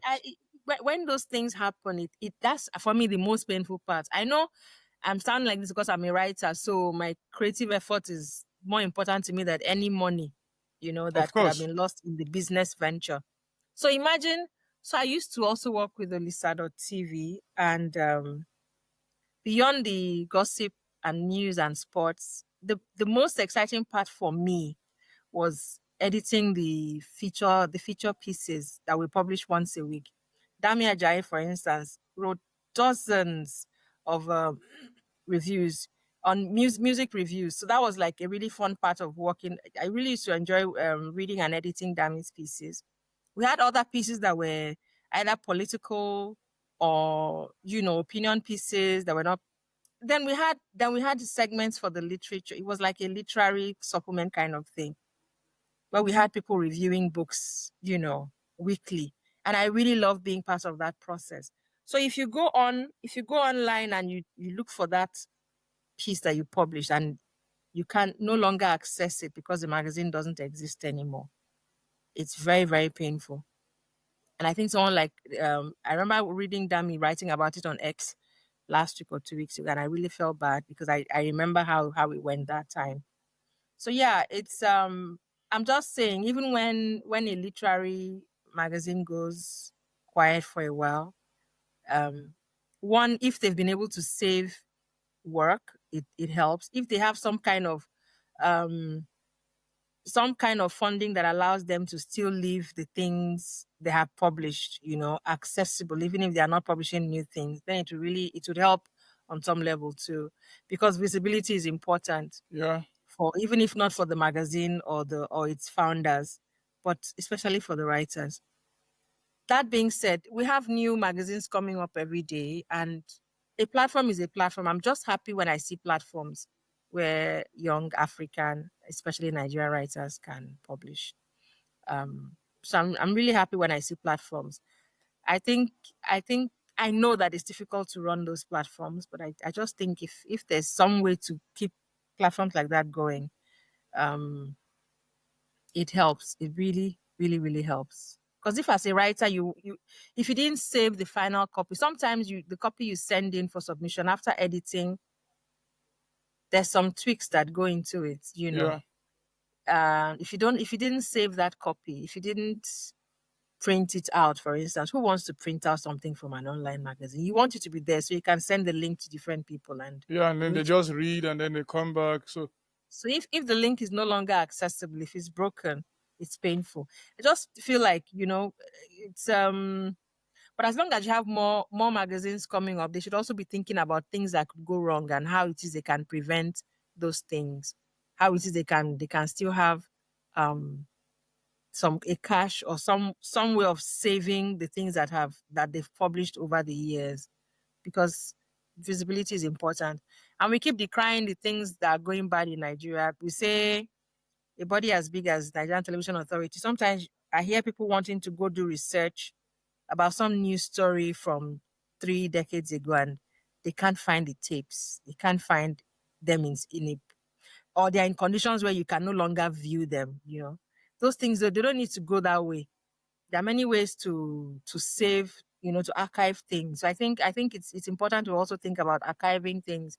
Even as a magazine that is publishing and looking forward, one needs to think about how do you make plans for such eventuality. sure. I know Auntie this Edima talked about this recently. Not recently, I think last year or two in one of her posts, and we know with her normal comical way of writing her Facebook post, you might think she was joking, but she was like trying to refer back to the time where she had appeared on, I think, NTA Calabar or so, and she was just like she referenced a particular line. She's like, I hope when I go back to, I can't remember, I'm trying to reconstruct the post. I hope when I go back to NTA Calabar, I will see those times I used to appear as a little girl in their station. And I said to myself, wow, we shall see. I hope it is this same Calabar that I have been to CRBC or to whatsoever asking questions. I heard they are working on the library also. Or they already done. I don't know, but I used to sit down there in that library and I think and I ask myself, what the hell is going on? Water gushes into the building. The books are there. They have a librarian. It's so close to the government house, and nobody cares. It's not important. Can you make money from books? Can you inflate a budget for books? And How they were, much will oh, you make from yeah. it How compared do you make to? public fraud from there? Everybody Yes, knows the but price, how books are sold. it's not much value public fraud wise, so they won't invest money in it. So you And this rather is go such a get sad road thing for me contracts. to say. Yeah. We're always awarding roads. Like since I was born till now, they have been building roads or destroying Don't roads. don't don't go there. Like Don't. like they have been building roads since I was born. Since my father was born and now he's no longer here. They have been building roads. The roads are, I told you, the roads are under constant The, destruction. I told you this thing. Mm. So yeah, so now if you wanted to do a road trip from from the east to the west of Nigeria, two you would really days. because apart from the bad roads, there's also you'll also be thinking about getting kidnapped. Sure. You don't have to be rich to be kidnapped in Nigeria, you know. Why do you need to be rich? If you have money to board a bus, Ordinary bus. So it's such a risk now. I didn't know I like traveling until I started traveling, you know. you It is get so the on to sit on a car, on a bus, and see nature unfold around you. To stop by some community, and you see how like you can tell this the people in this community the way they think just because maybe they've displayed wares and counted. They are not even standing there like in the you sun waiting for you to come social by. security. It's And I'm like thinking, how are safe they doing this? So it's almost like you're from a different country because you don't think the way these people think, and I find it so intriguing. from Ugep to Ikom through when you're heading to Goja. You see those people in Nekbogrinya and out Mbok. They keep these things even in Abakaliki. At least then, I don't know of now. I barely used flight while I was in Nigeria because one, I used to travel only when I like really have the time to like what will I say, time to waste, which was not time wasted anyways, because it granted me time to like, and I loved it whenever we stopped on the road almost all the time. Mm. And I used to count then as the number of states I have visited. As a young boy, 18, 19, I used to count by virtue of the fact that the bus has stopped in your community. I put it on my I've in gone my there. journal that I have gone to this village. The moment I step my foot down there, the first time I was in Otupo, I told myself I was passing to Abuja, but I told myself no, I've been to Benue State and it was fine, and Of that's course you all that had. matters. Because when my mom was studying, I never had the chance to visit her because I was still very very young. Also, I was with my dad. She was in school, and then she came back, and then my dad went back. They were the ones that knew what they were looking for in school, so they took turns. And I tell people a whole lot. I learned how to cook from my dad because at that particular age, and should I say this on camera? My dad, God rest his soul, cooks better than my mom. It's okay. You are allowed to have your thoughts. I'm sure your mom will have a different opinion, but we won't ask her. She's my greatest fan. She's definitely going to watch this. And she's like, "What is this?" I'm like, "You don't accuse the dead." So I think she will Exactly. understand. So stuff like that. And but but for this young Nigerian writer who wants to write, and you can count how many publishers are in the country, from Landscape to Masobe to Young Publishers and to few other publishers, from Craft Books to Groyd, Lund, either um, the Canadian parent or the For the Nigerian Nigerian one. version. They're very very few. What should they do? Like, you don't see anything ahead. You're like on this sea, and then there's no you're not seeing land. How do you keep swimming? I don't know how many young Nigerian writers are even looking at publishers because a lot of the young writers I know just want to get out there and self-publish. So get on any platform. They can put up a book and then put it on. They tell you it's available on Seller. Amazon if they go to Amazon at all, or it's available on Seller. And I like Seller because you can sell your book in Naira and Yeah. to go straight to your account. That's the greatest. Well, the one thing I like about Seller, it's I don't think a lot of our young writers are thinking of publishers, and I think it's sad. There's a place for everybody. There's a place for the writer. There's a place for the graphic artist. There's a place for the publisher. Um, because you can't be everywhere as a writer. You can't. There's also a place for the editor. How could I forget myself? Yes. So the the editing process is so important, and Sure. editing is beyond sending a couple of poems to friends and they say this is great. Oh, fantastic! Somebody who is It's currently beyond on that. my neck at the moment. Like, when am I going to get it? I'm like, I told you, I would not just want to just tell you the normal stuff you want to hear. This is good. That is not the answer you need. And those also who send their either PhD thesis or their master's thesis, they cry wolf. When I'm like, the person that referred you to me, did the person tell you you will cry? Because it's not as if I want you to cry ordinarily, but you will have to wait and we'll have to talk about it. And some persons don't want to go to that length of talking about what they were thinking about when they were writing a particular It's not thing. easy. It's really not an easy thing. And I'm saying this not only as an editor, but as somebody who has published 3 books. So even with my first collection, Symphony of Becoming, Symphony, yeah. yes, I had a publisher. So I had collated poems I had been writing for years. Do you know how you go back to a poem and then you think you're reworking the poem, but it's really not enough. And then I meet my publisher says, okay, so I'll introduce you to an editor. And then this editor, Andrew is British. And so first of all, like I like the fact that he respected language enough to say, okay, so we would ordinarily wouldn't say it like this, but It's here's what this pigeon. line.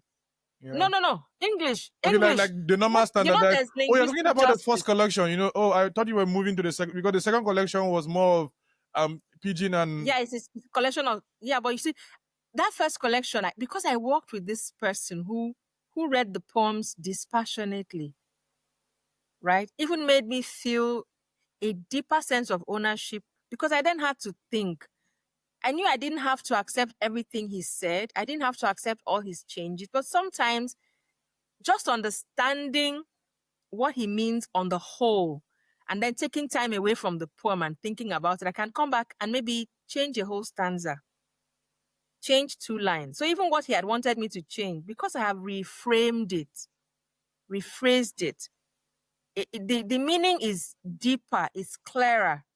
And then it's like, oh yeah, this is much better. This is perfect. You know, it's a lot of work and it's not something you speed through. Because it's not only grammar you look at when you're editing. I think people also think editing is just grammar. So grammar. have somebody proofread it. That's the proofreading is at the very end. How about there's the structural edits involved. There's a developmental edit. So you're thinking, how does this work together with everything else? You know, what meaning are you conveying? And if you're even working with stories, there's copy editing. There's oh my goodness, there's so much to do. And so if you skip working with a good publisher, because there are also publishers who are glorified printers, so they will help you arrange. Hmm, no, but we know them. We know them. Testing, They'll help testing you the arrange. microphone. They'll help you arrange the work, and then give you a quotation for what it costs to print it. But you need more than that. I keep saying, when you're the publisher should be able to do more than that. Um, there's the editing, and that's a long series of work. There's even sitting down to think about the cover that would work best for your book. Yeah, when There's you see having a Chinua marketing Achebe, plan. there was a country, the Nigerian version, the one with, is it the sun or something? I can't remember. And then there's the one with the soldier sitting in front. They convey when you pick them, they convey Different different images. different meaning and different message. And So and apart from that, there's also the marketing. There's a plan for the marketing. yep, Then there's the distribution. In Nigeria, you were saying just a handful of publishers. How about bookshops? yeah, There's also, do the bookshops even pay returns to publishers? And I can speak to this because for my first book, do you know that legwork of having, it's your people who are taking your books to different bookstores. You're in touch with different, then the bookshop will just close, bookshop like Silverbird bookshops, and then you don't get any accounts for the books your books Ikinoke are worth. shared his experience also with me as it concerns the idea of not getting returns, from Yeah. booksellers and from bookstores, and how difficult that goes down there. So And if you're waiting for sales to make money from the sales, that's you're really in trouble. So even for publishers who are a company, they also have to find innovative ways to get their returns from booksellers. and also keep sending out more books to them and following this and pursuing it. And also those who are in traditional publishing contract with the writers to also pay royalties and all of that. So it's really not easy, but I think it's worth giving it a try. Sometimes you might approach a publisher and they tell you, no, your work isn't good enough for us to invest money in. You need to do some more work on it. And if you're impatient, you might think they're just going to waste your time. Sometimes they say, okay, you work with our editors. Maybe there's promise here. We can see promise. So we can get you to work with our editors. Or maybe you decide you don't want a traditional publishing contract. You want them to just help use their name, their imprint, and maybe use their editors as well, to give you similar quality of work that you would get if they had decided to invest in you as their regular author. Mm-hmm. It's also a choice. It's something that can be done, but Just a I think question down here. You touched on a point that is so greatly talked about in different quarters as different things. This idea of people accusing certain publishers of collecting money from authors just to publish their books. In what way is that not the case with this last example you gave of using the imprint of the publishing house and all that and going out of it? And what is the legality around that particular case? So at least we not maybe put a rest to that particular accusation, or see if the accusation even have merit. publishing is a business. The business can decide that it's going to run different models. Like I said, there's a traditional publishing With the contract. contract, yeah, the normal one. Yes, all of them have contracts. They Of are just course, of different kinds course. of contracts. Sure. The traditional publishing contract is that the publisher likes your work. Maybe you pitch to send them a An pitch accept or and they something. like Yeah, it. yeah. And they're like, okay, we'd like to publish this. We can line it up to publish you in the next 3 years Sure. or in the next 2 years. These are the books we have lined up coming up. We think we would have to get to you by 2 years, 3 years from now. In the meantime, we can start editing. Is it complete? Let's see the full manuscript. Then we can, edit, and then that can happen. They would also discuss with you what the royalty is going to look like. How much are given as advance royalties, and how much royalties you would get, what percentage you'd get after that. So all of that is a conversation. This is where the publisher is taking you as a brand that they want to put their weight behind, right? Okay, that's fine. They'll take a certain percentage. You will get a certain percentage of everything that is sold, minus some costs. There's a way that's calculated. Then a publisher can see your work and say, okay, thank you for submitting to us, but this doesn't quite fit what we do right now. However, if you'd like to enter into a different kind of contract with us, so you can decide that you're going to share the cost of the publishing. You can decide that you're going to pay for the publishing, in which case you will pay. They will recommend editors for you. You would pay the editors. When you're done working with the editors, they will then give you a costing for what the book will look like. Certain number of pages, certain quality of paper, they would give you those options as people who do this thing on a steady. So maybe when they are sending the other books to be printed wherever they choose to print, whether they print in Nigeria or in India or wherever, yours will be amongst that. They will not, but it's a different imprint. So there's nothing illegal about it. Some publishers they use one name to print certain genres. Sure. They use a different name to print other genres. They also use a different name or imprint to print things that are vanity published. So You you are see, the one in paying for it. Random House gets to have, there's the ABBA House inside Yes. So they Random have, House still and all it's that. under them, it's their imprint. So it's the same quality they are giving you, but it's a different range of services. There's nothing wrong with that. It's for you to understand what you are getting into and decide, this is what I want to do. Sometimes it has its perks. If, for instance, the publisher has a good distribution network, that means as they're sending their book across the country, or maybe they even have connections outside the country and they go for book festivals, In their literary stand. festivals, and you'll be in their stand as their author. Nobody needs to know that Whatever you're is not the went author. behind, yeah. So there are different levels to this thing. Sometimes there are people who have money and they're like, I don't want to wait 3 years till you're ready. I want to publish my book now. I want to publish it and I'm going to have a big, grand launch.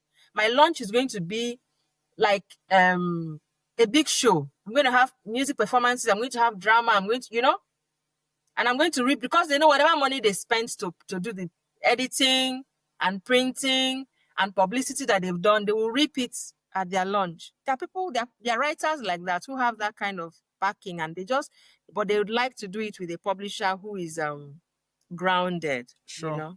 That also happens. So there's nothing illegal about it. It's just to understand what you're getting into.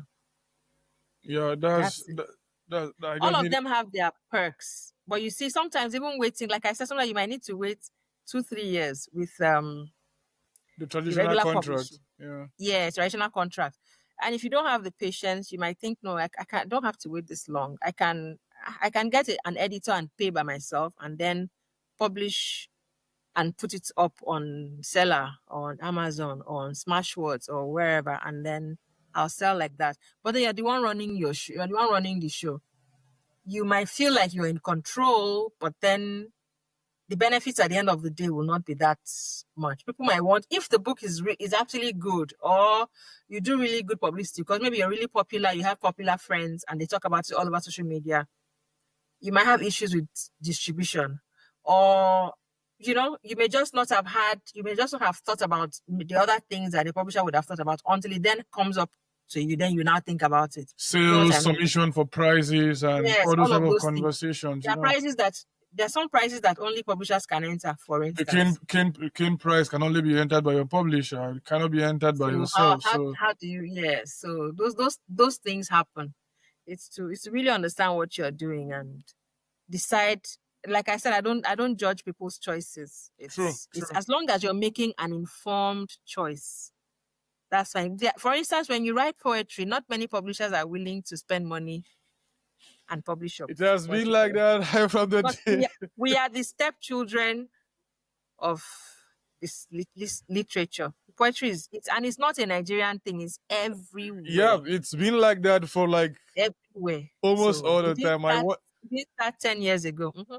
I wonder how the starving artist the starving poet had always been eating and all those type of You have to conversation. eat from something else. Eat from something else. That's Si- that's what will happen. in your Because symphony but of no matter okay, how much okay. money you're making elsewhere, when you're a poet, there's always a hunger that's not filled until you've written poetry. True, You know. true. If you're it's really if there's always a hunger, you might not even be writing the less poetry you write, the more the hunger will be gnawing at you, so you have to write it. I don't know if those things I write are poems or whatsoever, but I've been writing them for more than 10 years, and Gather them together, let us look at it and tell it's you. Chinua Oheto told me. I told him I lost a manuscript in a train. I had gone to check to map out the terrain where I would shoot a documentary about World War II.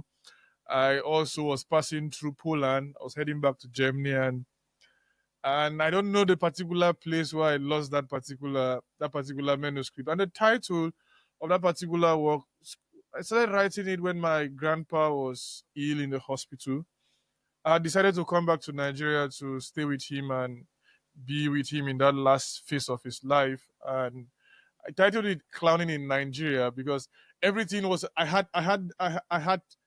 time, but I also had no time because I there was a lot to do with him, and there was also not a lot to do with him. And this was a man who had lived his life in Abuja and had his way around the government house and all that. Through him, you can access ministries and stuff like that. And we couldn't get a hospital to put him in the last days of his life in the Federal Capital Territory. And when I say this, many persons don't get to understand what it means that we're not thinking about money.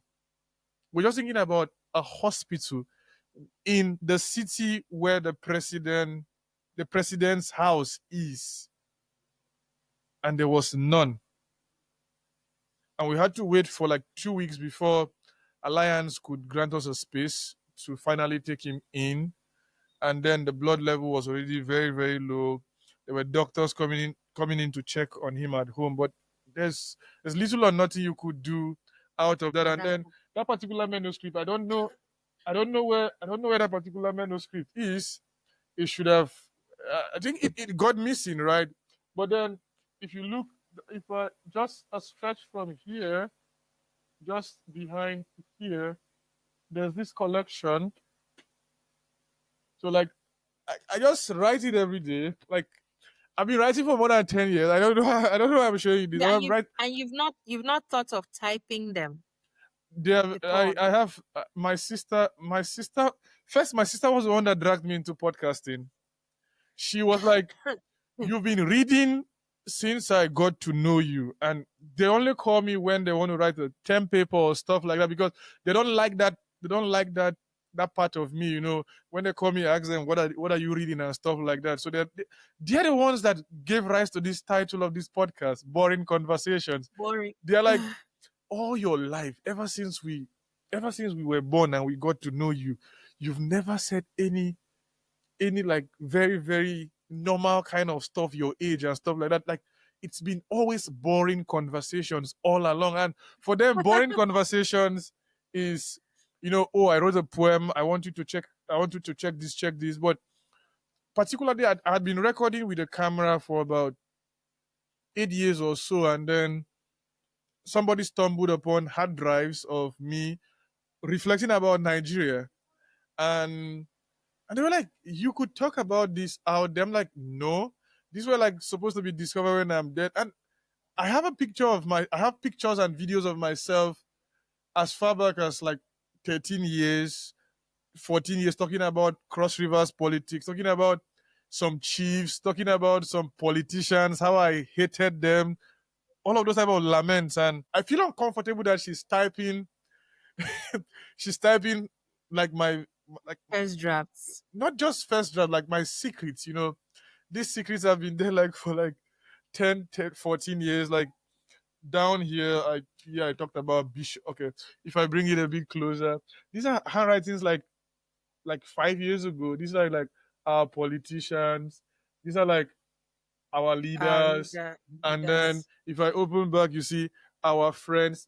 So you know what I was asking whether you've typed them is if you, when you're typing on your own, Yeah, sometimes you get clarity that could serve as a first level of editing true, true. before you I used to type on my own. There were lots of stuff I've typed, but then like chance, different concepts come into your head.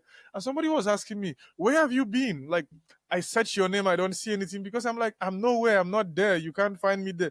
I'm not in literary communities. I've just been reading. My sisters have just been the one pushing me. Like, you read a lot, you did philosophy, you did a couple of other studies, you've done anthropology and all that. You can gather all of this knowledge, put them together, and then see how you could go. I wrote to DK many years ago. I'm like, can I see you? I love your works. And he was just like, okay, let me see this guy who has been disturbing me so much. DK is a very, very amazing person. We sat down yeah, very, very long. He was just like listening to me.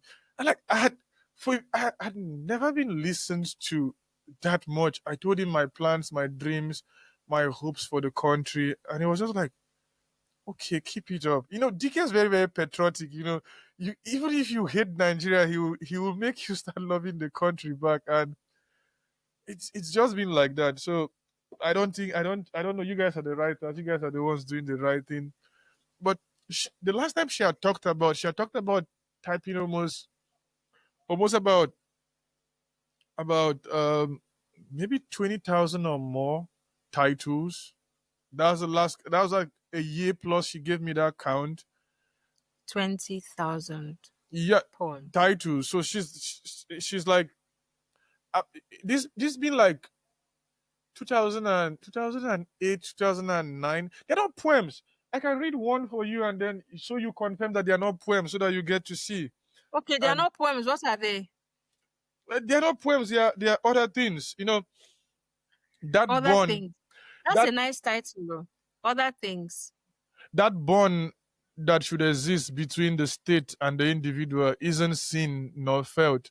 When one party reneges such, and mostly the state does such disservice, peace, justice, equality, and unity are the few among many a country should possess in love for patriotism to move on, fostering growth and brotherhood.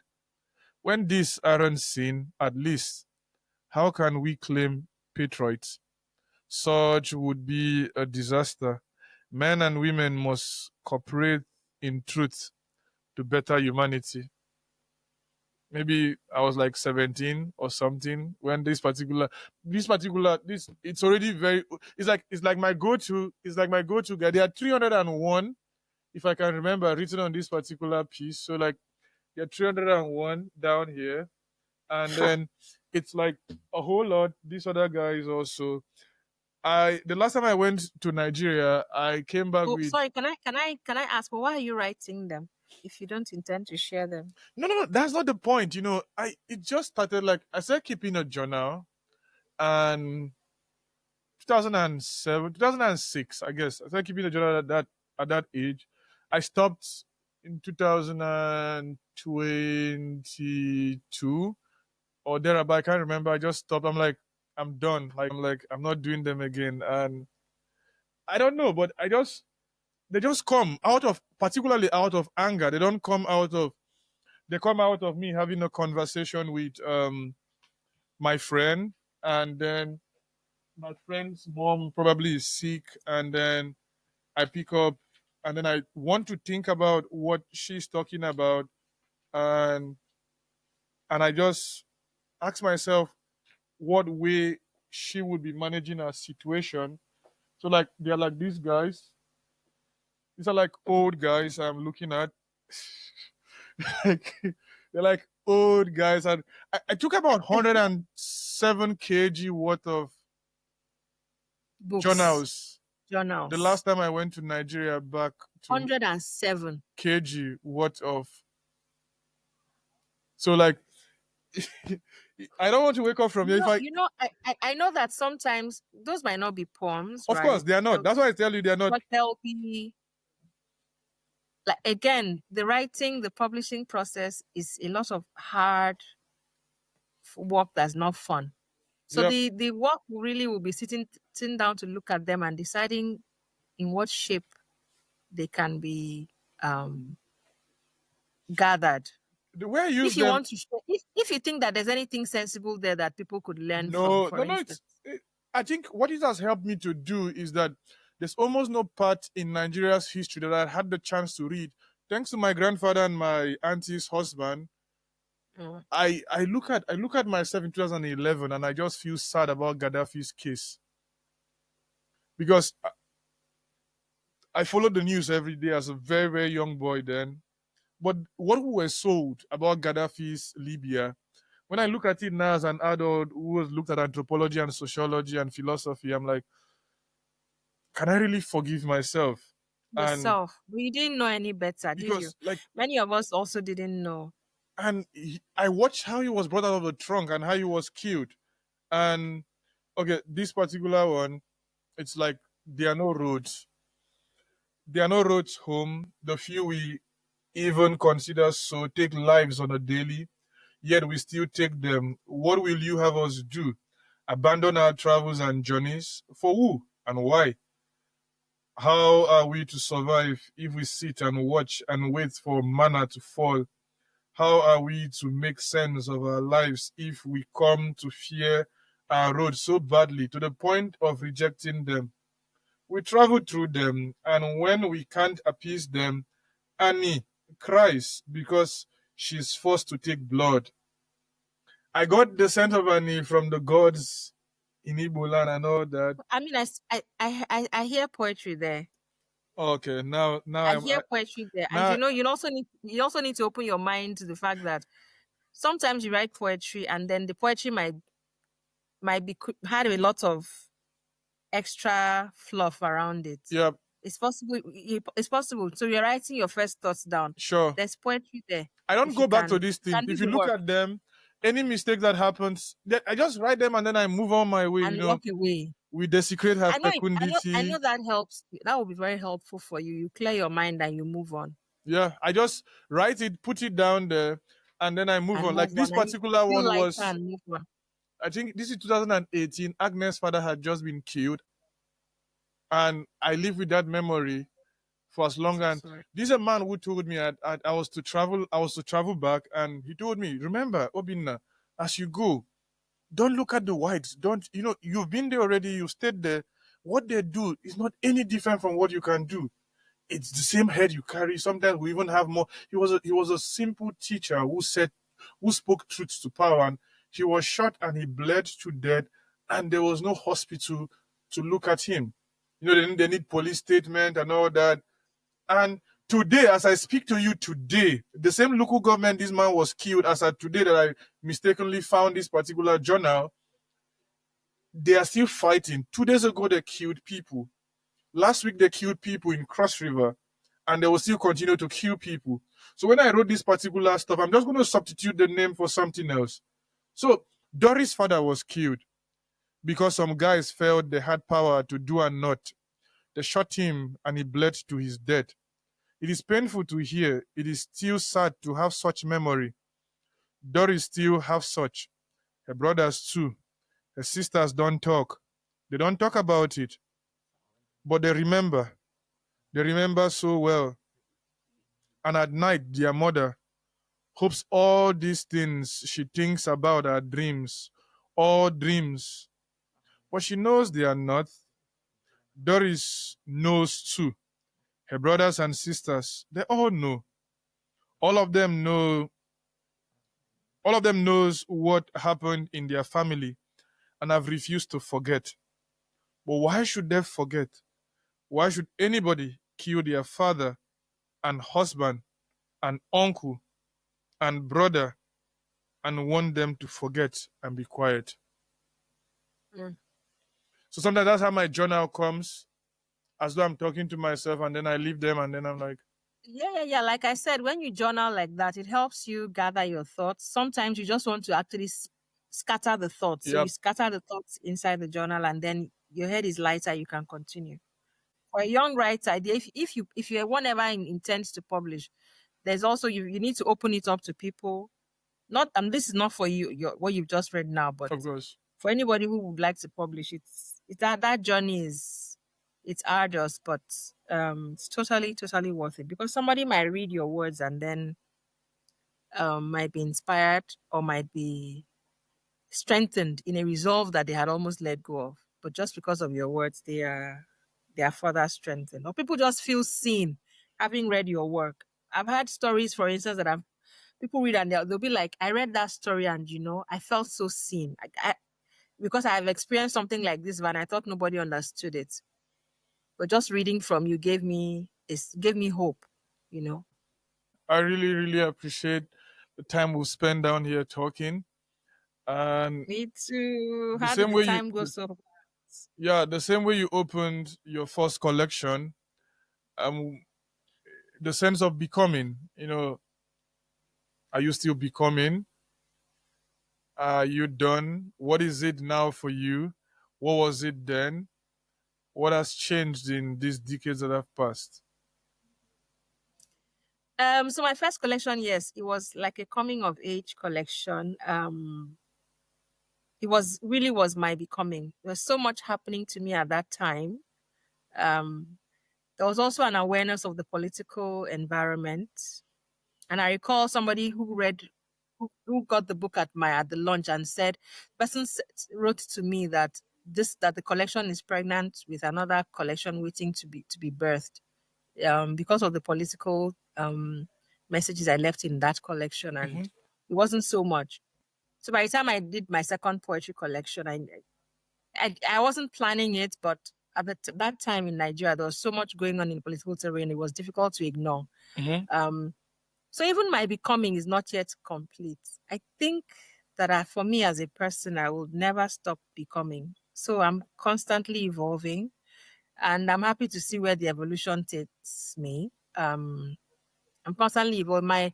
My sensibilities are every day being they are being harnessed, they are being expanded, and I'm really grateful to have the gift of writing, because it then means that even as I notice things around me, even as I quarrel and rejoice with things around me, I have writing as a means to express these thoughts down. So yes, I'm still evolving. I'm still writing poetry, still telling stories. I am.